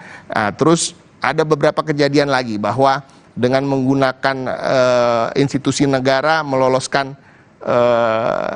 anaknya untuk menjadi calon wakil presiden, ya kan? Yang kasus-kasus jadi kasus-kasus ini nggak salah kalau ada kekhawatiran ketika terjadi ada polisi nongkrong di depan rumah saya umpamanya. Ya saya akan curiga itu adalah intimidasi. Oke, mungkin sehingga karena saya konkret komitmen apa yang ditunggu oleh PDI Perjuangan masalah netralitas ini? Belajar dari kasus ini? Ya belajar, stop intimidasi yang jelas-jelas intimidatif seperti yang terjadi pada saudara kita Ketua BEM UI, ya kan? Apa juga yang terjadi di DPC PDIP Solo juga nggak perlulah datang-datang, kecuali sebelum datang telepon dulu, ya kan? Apa keperluannya dan lain-lain gitu. Itu kan juga wilayah kita ya gitu. Jadi saya rasa itu. Yang kedua ya saya rasa masyarakat dan partai politik semua juga harus terus mengingatkan. Setiap hari harus diingatkan. Ini tinggal 90 hari, apa sih salahnya kalau diingetin terus, ya kan? Nggak apa-apa, bukan narasi-narasi buruk yang kita bangun kok. Kita ingin menyehatkan demokrasi kita, mengembalikan demokrasi ini seperti sedia kala, bahkan inginnya lebih maju lagi. Nah, kita melihat jangan sampai ada kemunduran-kemunduran dalam demokrasi. Oke, sayang sekali sebetulnya Bang Emmanuel Ebenezer sudah meninggalkan forum diskusi ini, tapi setidaknya kita mengapresiasi sudah bergabung ke diskusi kali ini. Saya ke Mas Umam kalau begitu. Bisa meredam ini semua, agar meredam ini semua karena momen rangkaian Pilpres masih panjang sampai nanti Februari, bahkan setelah itu pun juga masih akan ada proses perhitungan suara. Bentuk konkret komitmen apa untuk menjaga netralitas ini agar jangan sampai kasus yang sama terulang lagi, agar jangan ada diksi intimidasi lagi? Ya tentu harus clear memang instruksi dari Pak Presiden itu kemudian harus sampai di level pimpinan-pimpinan lembaga negara, baik itu TNI, Polri, BIN, ASN, dalam konteks ini birokrasi, termasuk di dalam konteks alokasi dan juga kemungkinan distribusi 15 jenis social safety net atau bantuan sosial yang juga amat sangat rawan untuk dipolitisasi menjelang Pilpres 2024 mendatang. Oleh karena itu, semua itu butuh pengujian. Kita harus uji bagaimana kemudian bentuknya, tentu tidak mudah. Karena bagaimanapun juga statement verbal dari pimpinan, dari pemimpin, tentu bisa diinterpretasikan berbeda di lapangan. Nah, oleh karena itu, tentu dari semua kalangan masyarakat sipil harus terus menyala, harus terus hidup untuk mencermati semua ini. Meskipun kita sendiri juga tahu bahwa karakter masyarakat sipil di Indonesia per hari ini cenderung mudah terfragmentasi dan cenderung begitu mudah untuk kemudian diintervensi dan diintimidasi sendiri. Bagaimana kemudian kita masih ingat ketika kemudian terjadi momentum kritis terkait dengan amandemen Undang-Undang KPK, kemudian Undang-Undang Omnibus Law, kemudian terkait dengan RUU KUHP, hampir semua jaringan-jaringan kekuatan masyarakat sipil dan juga mahasiswa termasuk para buruh begitu mudah kemudian diretas, kemudian diintimidasi, dan semua itu kemudian menjadi sebuah tanda bahwa ada situasi demokrasi yang tidak baik-baik saja. Problemnya kemudian ketika masyarakat menganggap ini sebagai sesuatu yang lumrah, yang wajar. Nah, oleh karena itu ini semua harus menjadi concern dari semua pihak, termasuk juga per hari ini agak unik ya, saya mencermati sikap dari teman-teman PDIP dalam konteks ini dengan Mas Ciko. Pak Jokowi apakah masih di take account, apakah masih dihitung sebagai petugas partai PDIP atau tidak? Karena sikap per hari ini seolah kemudian menegasikan positioning Pak Jokowi sebagai petugas partai di PDIP. Kalau misal memang masih dihitung beliau sebagai petugas partai di PDIP, concern-concern besar semacam ini seharusnya kemudian disampaikan secara langsung. Cukup dipanggil saja Pak Jokowi, berikan warning secara clear, berikan kemudian statement secara tegas, dan di situ bisa terselesaikan dengan baik. Tanpa kemudian harus melakukan langkah-langkah yang barangkali merepotkan kekuatan masyarakat sipil yang ada. Baik, Mas Umam. Untuk pertanyaan Anda itu kita coba diskusikan untuk forum yang berikutnya, tapi setidaknya untuk saat ini terima kasih Mas Umam sudah bergabung bersama kami. Bang Ciko juga terima kasih sudah hadir di Studio Kompas TV. Terima kasih juga kami sampaikan untuk Emmanuel Ebenezer yang juga sudah bergabung dalam diskusi kami. Mas Umam, selamat sore. Bang Ciko, terima kasih. Selamat sore. Informasi berikutnya sesaat lagi, mantan Ketua MK Anwar Usman dilaporkan ke Ombudsman RI terkait adanya maladministrasi dalam memutus kepala daerah yang memiliki batas usia capres-cawapres di bawah 40 tahun diizinkan menjadi capres dan cawapres.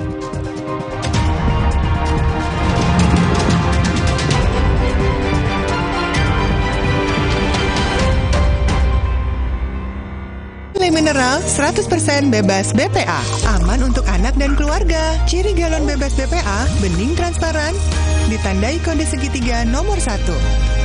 Galon Le Mineral, untuk sehatnya keluarga. Mau mie.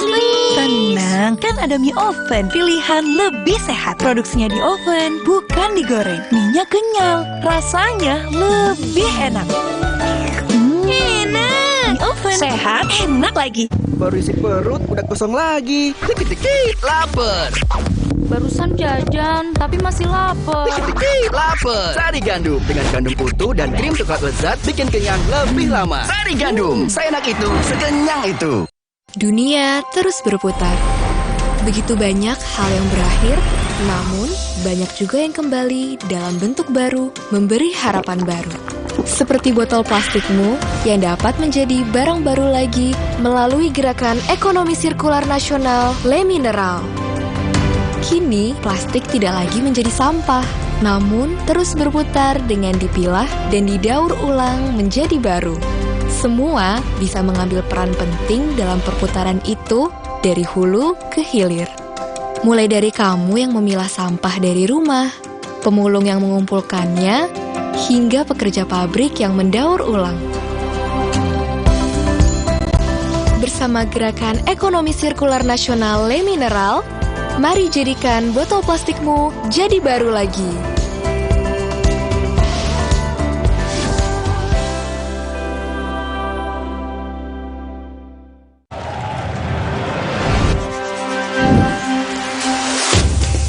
Luwak White Coffee. Kopi nikmat, nyaman diminum.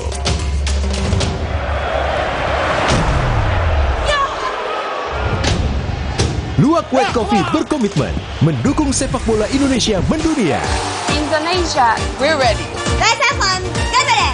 We are coming to Jakarta, baby. Keep fighting bersama Luwak Fighter Cup. Kopi nikmat, nyaman diminum.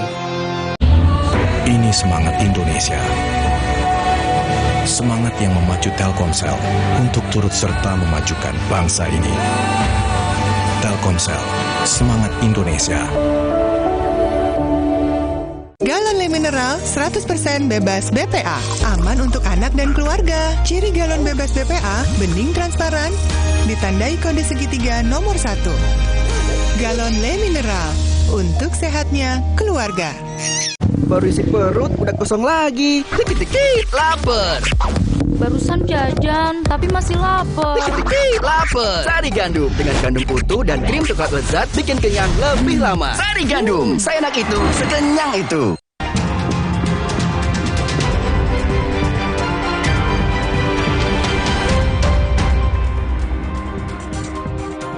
Mantan Ketua Mahkamah Konstitusi Anwar Usman dilaporkan ke Ombudsman Republik Indonesia atas dugaan maladministrasi dalam memutus kepala daerah yang memiliki batas usia capres-cawapres di bawah 40 tahun diperbolehkan menjadi peserta Pilpres. Anwar dilaporkan oleh Perangkat Nusantara dan Tim Pembela Demokrasi Indonesia ke Ombudsman hari ini. Laporan itu dilakukan menyusul ketidakpuasan atas sanksi pemecatan sebagai Ketua MK dalam sidang etik yang digelar oleh Majelis Kehormatan MK pada Selasa lalu. Oleh Ombudsman, karena ini adalah bagian dari maladministrasi, perbuatan melawan hukum yang dilakukan oleh penyelenggara negara selaku dalam rangka pelayanan publik. Kami tidak bisa dilayani untuk menempuh upaya karena tidak ada dibuat aturannya, tidak dibentuk majelis kehormatan banding, padahal waktu untuk itu masih banyak. Dia pada Februari 2023 bisa menyusun peraturan MK nomor 1 tahun 2023 tentang Majelis Kehormatan Mahkamah Konstitusi. Mengapa dia tidak sekaligus menyusun peraturan tentang banding? Di lain pihak, Presiden Joko Widodo enggan berbicara banyak saat ditanya mengenai putusan Majelis Kehormatan MK yang memberhentikan Anwar Usman sebagai Ketua MK. Putusan MK merupakan kewenangan di wilayah yudikatif. Hal tersebut disampaikan Presiden kala melakukan kunjungan kerja ke Purwakarta, Jawa Barat pada Kamis siang.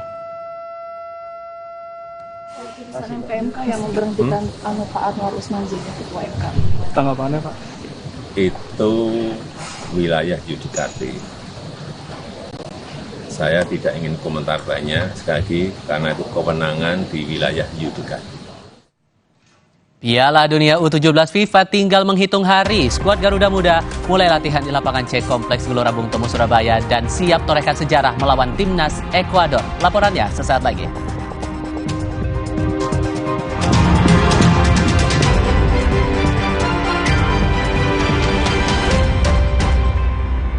Pikir semua air mineral itu sama.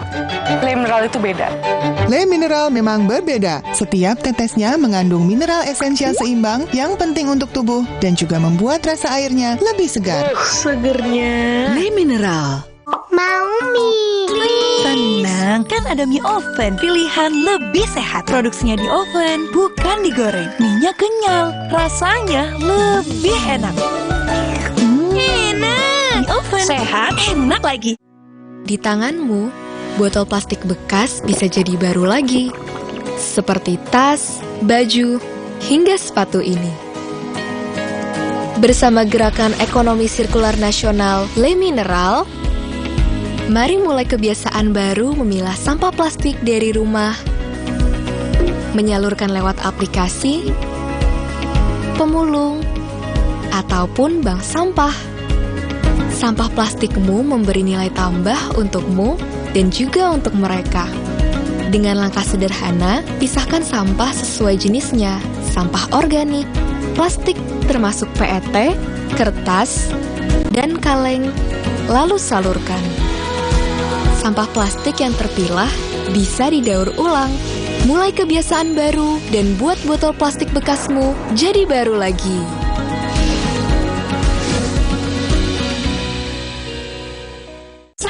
Terus, enaknya terus. Manis asam, cuy. Manis asam, cuy. Manis asam, cuy. Saya oleh terus. Gak nempel di gigi. Slay, oleh. Kopiko Ekstra Besar. Ini lebih mantap kopinya. Enaknya, gak habis-habis, gak habis-habis, gak habis-habis. Kopiko.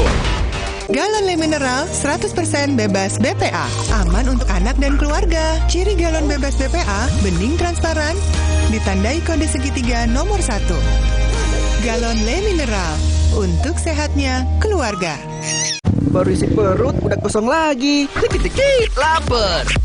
Barusan jajan, tapi masih lapar. Dikit-dikit, lapar. Sari Gandum dengan gandum utuh dan krim coklat lezat bikin kenyang lebih lama. Sari Gandum, seenak itu, sekenyang itu. Ikuti perjalanan Dion Wiyoko dan Niki Tirta membuka mata dan menyerap inspirasi di PT Sinergi Brebes Inovatif.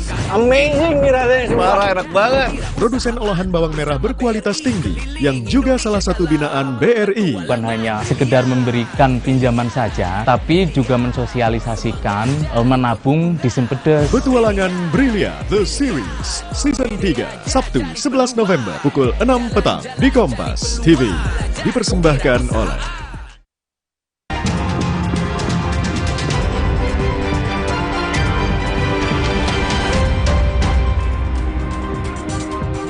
Tinggal menghitung hari jelang pembukaan Piala Dunia U17 FIFA, pengurus PSSI memantau langsung latihan skuad Garuda Muda di lapangan C Kompleks Gelora Bung Tomo, Surabaya, Jawa Timur, Rabu malam. Wakil Ketua Umum PSSI Zainuddin Amali menilai kemampuan anak asuh pelatih Bima Sakti sudah jauh berkembang dan siap berlaga di ajang Piala Dunia U17 yang dibuka di Surabaya besok dengan pertandingan Timnas Indonesia melawan Ekuador. Sebagai salah satu kota penyelenggara Piala Dunia U17 FIFA Indonesia 2023, kota Surabaya bersolek dan berhias dengan berbagai pernak-pernik Piala Dunia. Tak hanya jalanan protokol dan tempat umum, kampung-kampung di kota Surabaya juga ikut semarak menyambut ajang sepak bola dunia ini. Sejak masuk ke wilayah Surabaya, warga akan disambut dengan berbagai spanduk, umbul-umbul, hingga videotron soal Piala Dunia U17 yang akan dimulai besok.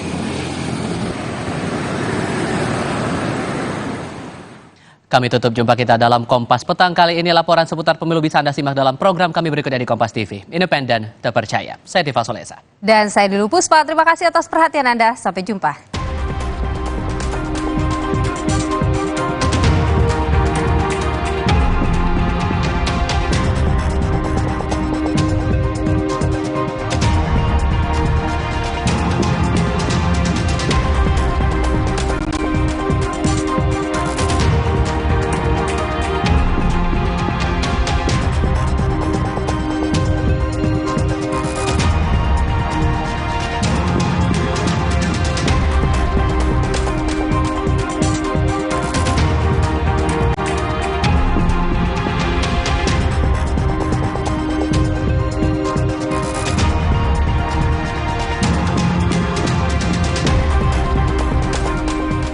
Terima kasih.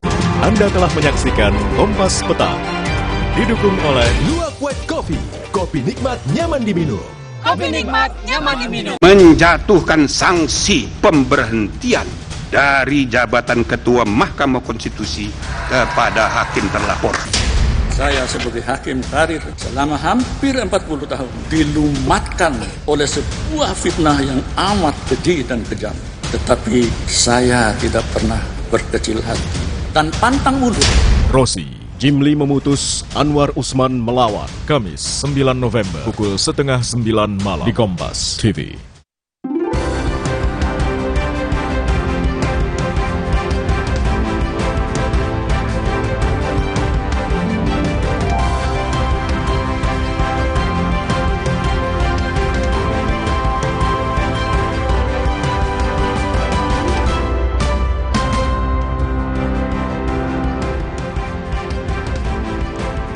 Saudara, selamat petang. Dicopot dari jabatan Ketua MK, Hakim Konstitusi Anwar Usman dilaporkan ke Ombudsman RI dugaan maladministrasi terkait putusan batas usia Capres-Cawapres di MK. Meski dinyatakan melanggar kode etik, namun Anwar Usman menolak mundur dari MK. Bagaimana dampak dari sikap Anwar Usman ini pada legitimasi MK? Bahasannya akan kami bahas malam hari ini hanya di Sapa Indonesia Malam. Saya Audrey Chandra. Dan saya Liviana Cerlisa. Kita mulai Sapa Indonesia Malam untuk Anda.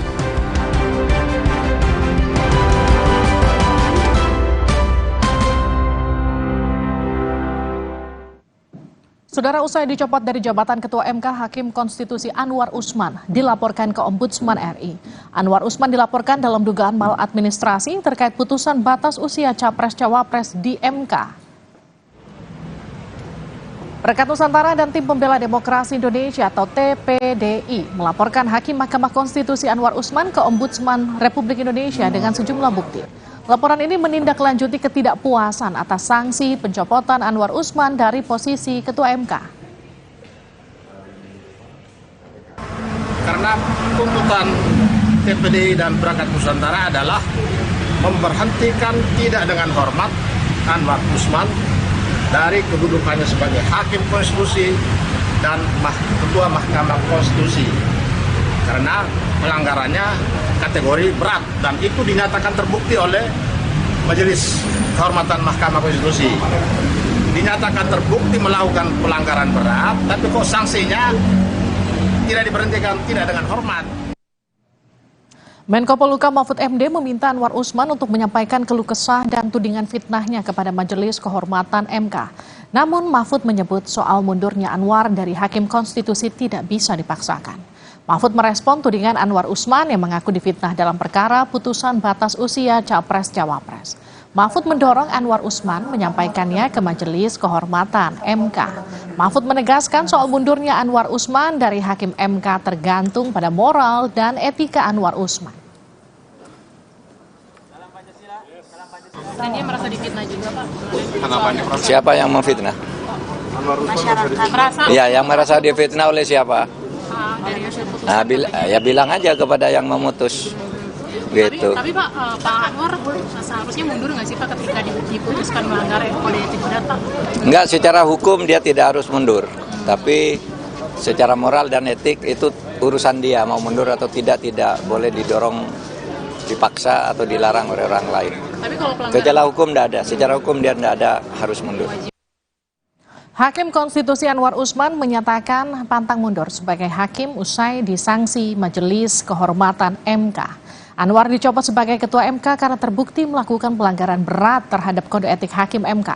Anwar Usman merasa sudah difitnah dan disudutkan berbagai pihak. Ia pun menyatakan pantang mundur sebagai Hakim Konstitusi. Selasa kemarin Majelis Kehormatan MK menjatuhkan sanksi untuk Anwar Usman. Hal ini terjadi khususnya akibat benturan kepentingan dalam uji perkara nomor 90 tentang syarat usia Capres-Cawapres. Saat ini harkat, derajat, martabat saya sebagai hakim karir selama hampir 40 tahun dilumatkan oleh sebuah fitnah yang amat keji dan kejam. Tetapi saya tidak pernah berkecil hati dan pantang mundur dalam menegakkan hukum dan keadilan di negara tercinta. Presiden Joko Widodo menyebut keputusan MK yang mencopot iparnya Anwar Usman dari jabatan Ketua Mahkamah Konstitusi bukan urusannya. Jokowi menyebut enggan berkomentar banyak terkait putusan Majelis Kehormatan MK. Jokowi menegaskan pencopotan Ketua MK berada di wilayah yudikatif. Ipar Jokowi, Hakim Anwar Usman, dicopot dari jabatan Ketua Mahkamah Konstitusi karena dinilai melakukan pelanggaran berat. Itu wilayah yudikatif. Saya tidak ingin komentar banyak, sekali lagi, karena itu kewenangan di wilayah yudikatif. Ya. Terima kasih. Wali Kota Solo sekaligus bakal Cawapres Gibran Raka Buming Raka menyebut menghormati putusan Majelis Kehormatan MK. Terkait dampak putusan Majelis Kehormatan MK, Gibran enggan berkomentar. Berhentikan dari jabatannya sebagai Ketua MK? Ya, kita hormati aja keputusannya dari sana ya. Tetap melaju, Mas? Hasil putusan itu kan ada cacat ininya, Mas? Tetap melaju, Mas? Ketua Badan Eksekutif Universitas Indonesia BEM UI, Melki Sedekwang, mengatakan majunya Gibran Raka Buming Raka dalam Pilpres bukan kemenangan anak muda. Menurut ia, tidak ada gunanya keberadaan pemimpin muda, tapi mencoreng demokrasi dengan menggunakan privilege sebagai anak presiden. Di akun Instagramnya, Ketua BEM UI, Melki tidak mempermasalahkan Gibran maju sebagai bacawa pres mendampingi Prabowo. Namun yang jadi sorotan adalah masih adanya praktik nepotisme dan kolusi. Melki menambahkan mahasiswa butuh pemimpin muda yang menghargai konstitusi, bukan karena punya berbagai keuntungan atau privilege khusus sebagai anak presiden. Ini bukan soal kita dukung Prabowo, dukung Gibran, dukung Ganjar, dukung Anies, Caimin, bukan. Ini adalah soal kita menegakkan konstitusi. Kalau gerbang kita untuk keamanan kita yang adalah konstitusi sudah ditabrak habis, sudah dihancurkan, sudah diinjak-injak, artinya gerbang pelindung kita di masa depan untuk menjanjikan kebebasan, kesejahteraan, kesetaraan, dan perlindungan maksimal sudah tidak ada lagi. Ketua BEM UI Melki Sedekwang juga mengaku mendapat intimidasi termasuk keluarganya di Pontianak, Kalimantan Barat. Ia menduga intimidasi itu berhubungan dengan gerakan mahasiswa soal putusan Mahkamah Konstitusi terkait syarat minimal batas usia Capres-Cawapres. Saya di rumah nelpon, ada orang dari aparat tentara, TNI, dan aparat kepolisian yang datang ke rumah, nanya-nanya ke ibu saya, Melki kira-kira balik ke Pontianak, kampung saya itu kapan? Melki kira-kira kebiasaannya tiap malam ngapain? Ibu tiap malam pulang jam berapa? Guru di sekolah saya di SMA Negeri 1 Pontianak pun ada yang menelpon, katanya menjelang putusan MK ada yang nanya, Melki itu pas di sekolah gimana? Melki itu tiap hari kebiasaannya apa dan lain sebagainya. Ini bukan soal Melki, tapi banyak juga teman-teman BEM, teman-teman gerakan mahasiswa, teman-teman gerakan rakyat, civil society juga mengalami hal-hal yang sama. Saudara Menko Polhukam Mahfud MD akan mengirim tim untuk mendalami dugaan intimidasi yang diterima Ketua BEM UI Melki Sedekwang dan keluarganya di Pontianak, Kalimantan Barat. Mahfud menegaskan penyampaian pendapat yang dilakukan Melki soal putusan MK terkait syarat minimal batas usia Capres-Cawapres dilindungi undang-undang. Mahfud menambahkan Melki dan orang tuanya harus dilindungi jika dugaan intimidasi itu benar terjadi. Baik Melki maupun orang tuanya harus dilindungi. Tetapi mungkin saja yang mengintimidasi Melki maupun orang tuanya Melki, kalau itu hanya dengan telepon gitu, mungkin saja sesama warga sipil, mungkin kan? Mungkin. Jadi belum tentu aparat juga, kecuali yang datang orang memeriksa lalu mengaku dari aparat. Nah itu tidak boleh. Nah oleh sebab itu saya akan mengirim tim ke sana. Karena kalau ini dibiarkan tuh nanti akan terjadi lebih lanjut dalam peristiwa-peristiwa politik. Saudara Hakim Konstitusi yang baru, Soehartoyo terpilih sebagai Ketua Mahkamah Konstitusi dalam rapat permusyawaratan hakim atau RPH di Mahkamah Konstitusi. Soehartoyo terpilih bersama Saldi Isra, tetapi Saldi Isra memilih tetap sebagai Wakil Ketua MK. Soehartoyo menggantikan posisi Ketua MK sebelumnya Anwar Usman yang dicopot oleh Majelis Kehormatan MK. Dari rapat pemusyawaratan hakim, Soehartoyo dan Saldi Isra terpilih oleh hakim lain, namun keduanya diminta rapat tertutup. Hakim Saldi Isra tetap memilih sebagai wakil ketua. Mahkamah Konstitusi ini ada yang sesuatu yang harus kita bangkitkan kembali kepercayaan publik itu. Nah, berdasarkan pertimbangan itu tentunya kepada siapa lagi kalau kemudian permintaan itu kemudian tidak kami sanggupi. Jadi teman-teman semua yang harus pahami adalah jabatan ini bagi saya bukan saya yang minta. Kami kutip dari laman MKRI, Soehartoyo pertama kali jadi jadi calon hakim pada 1986 di Pengadilan Negeri Bandar Lampung. Setelahnya, Soehartoyo menjabat sebagai hakim di berbagai pengadilan negeri, mulai dari Metro, Pengadilan Negeri Tangerang, hingga Pengadilan Negeri Bekasi. Soehartoyo juga pernah menjabat Ketua Pengadilan Negeri Jakarta Selatan 2011 lalu. Soehartoyo pada 2015 diusulkan oleh Mahkamah Agung sebagai Hakim Konstitusi hingga 2020. Di periode kedua, Hakim Soehartoyo kembali diusulkan Mahkamah Agung untuk masa jabatan hingga 2029. Bagaimana proses terpilihnya Soehartoyo sebagai Ketua Mahkamah Konstitusi? Jurnalis Kompas TV Masni Rahmawati akan melaporkannya untuk Anda dari Mahkamah Konstitusi. Masni, jadi bagaimana proses terpilihnya Hakim Soehartoyo sebagai Ketua MK hari ini? Iya, dari proses pemilihan Soehartoyo sebagai Ketua Mahkamah Konstitusi yang baru, tadi dilaksanakannya rapat pleno sekitar pukul 9 waktu Indonesia Barat di Gedung Mahkamah Konstitusi. Awalnya dari 9 Hakim Konstitusi yang berada di ruang sidang itu memilih satu persatu nama yang ingin diusulkan dan juga akhirnya keluar 2 nama yaitu Soehartoyo dan juga Saldi Isra. Saat sudah muncul 2 nama tersebut, diberikan kesempatan kepada 2 nama yaitu Soehartoyo dan juga Saldi Isra ini untuk berdiskusi menentukan siapa yang akan menjadi Ketua Mahkamah Konstitusi. Dari hasil diskusi berdua akhirnya memutuskan bahwa Soehartoyo lah yang menjadi atau terpilih menjadi Ketua Mahkamah Konstitusi menggantikan menggantikan Arwan Usman. Dan juga sementara dari 2 nama yang terpilih tersebut ini dipilih dari 6 hakim lainnya yang maksud kami 2 nama tersebut muncul karena 6 hakim lainnya ini tidak mencalonkan diri sebagai Ketua Mahkamah Konstitusi. Dan juga sementara untuk Anwar Usman sendiri tidak berhak mengajukan diri atau dipilih atau diajukan sebagai Ketua Mahkamah Konstitusi karena telah melanggar kode etik dari dari kejadian yang menyangkut pada perkara nomor 90. Dan juga usai muncul 2 nama tersebut, dilakukannya diskusi dan muncullah nama Soehartoyo sebagai Ketua Mahkamah Konstitusi.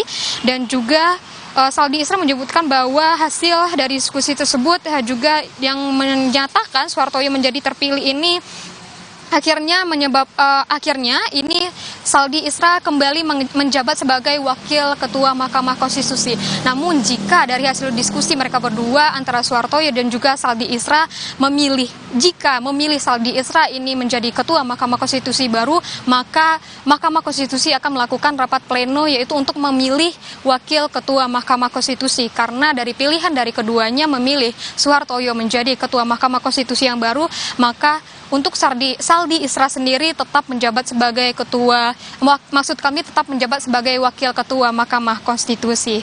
Livi.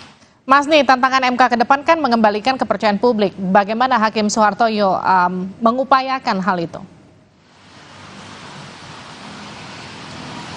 Ya, usai terpilih sebagai Ketua Mahkamah Konstitusi, walaupun belum dilantik, memang dari Soehartoyo sendiri menyebutkan bahwa akan mengembalikan citra baik dan juga kepercayaan oleh masyarakat kepada Mahkamah Konstitusi. Ini memang menjadi tantangan terhadap Soehartoyo, di mana kita lihat belakangan memang untuk dari kepercayaan publik terhadap Mahkamah Konstitusi ini menurun usai dari perkara 90 yang disahkan oleh Mahkamah Konstitusi yang menyebutkan bahwa inilah yang kembali digugat oleh mahasiswa yang kembali digugat untuk meninjau kembali perkara 90 ini. Dan inilah yang menjadi tantangan bagi Soehartoyo sebagai Ketua Mahkamah Konstitusi yang baru untuk mengembalikan citra dari Mahkamah Konstitusi yang dianggap sudah buruk di mata publik. Dan juga dari Soehartoyo menyebutkan bahwa kepercayaan publik yang sempat buruk ini akan diperbaiki bersama. Dan beliau sempat tadi menyebutkan bahwa jika kedepannya setelah dia dilantik sebagai Ketua Mahkamah Konstitusi, jika ada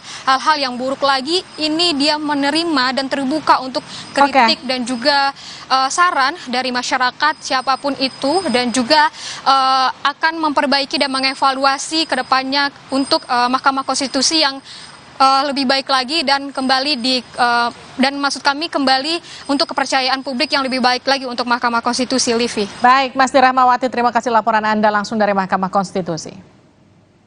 Saudara Wali Kota Medan, Bobi Nasution menegaskan dirinya masih kader PDIP. Artinya Bapak akan menyerahkan KTA Bapak segera? Artinya Bapak akan menyerahkan KTA Bapak segera? Insya Allah. Kapan Pak rencana Pak? Apa insya Allah dan nanti. Bapak, tapi PDIP saya sudah menyampaikan yang pasti yang saya sampaikan kemarin. Saya nggak ada yang saya rubah, tidak ada yang saya tutup-tutupi. Saya menyampaikan tentunya secara kader saya masih ingin menjadi kader PDI Perjuangan. Saya namun dalam menitipkan nasib bangsa kepada calon presiden dan wakil presiden mungkin berbeda. Ini yang sudah saya sampaikan ke DPP kemarin. Saudara Ketua DPP Bidang Kehormatan PDIP Komarudin Watubun memastikan tak boleh ada kader PDIP yang bermain dua kaki. Komarudin menyebut jika berbeda dukungan, anggota harus mengembalikan KTA PDIP. Komarudin Watubun mengingatkan anggota parpol harus memilih dan tak boleh main dua kaki. Komarudin meminta Bobi berpikir lagi atau kembalikan KTA PDIP ke DPC PDIP Kota Medan.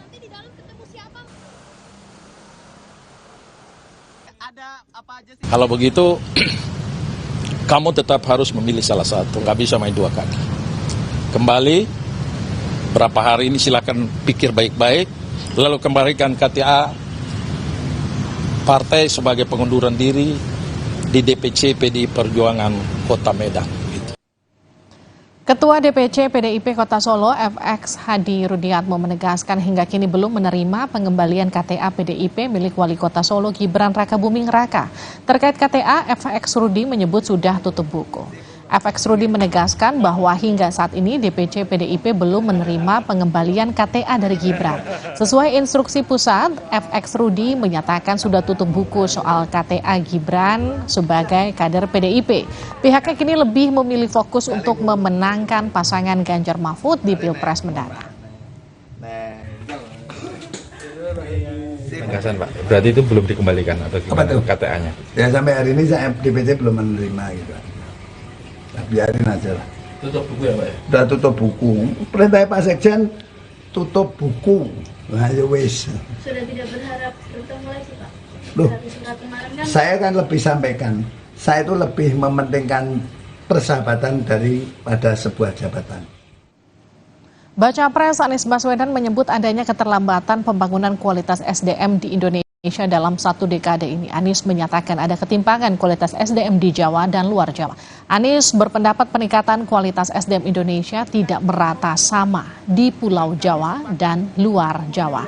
Menurut Anies, ke depan harus ada konsep serius membangun sumber daya manusia dengan pemberdayaan pendidikan mulai dari pendidikan dasar hingga pendidikan lanjutan. Membuat generasi dalam rangka gerakan gemar makan ikan.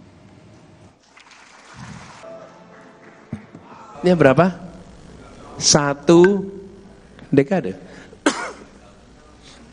1 dekade.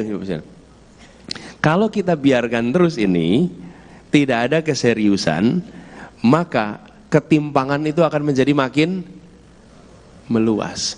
Jadi ketika tadi mendengar apa yang disampaikan tentang pembangunan kualitas manusia, maka sudah saatnya kita serius membereskan ini secara teritorial. Ini yang ingin menjadi agenda utama.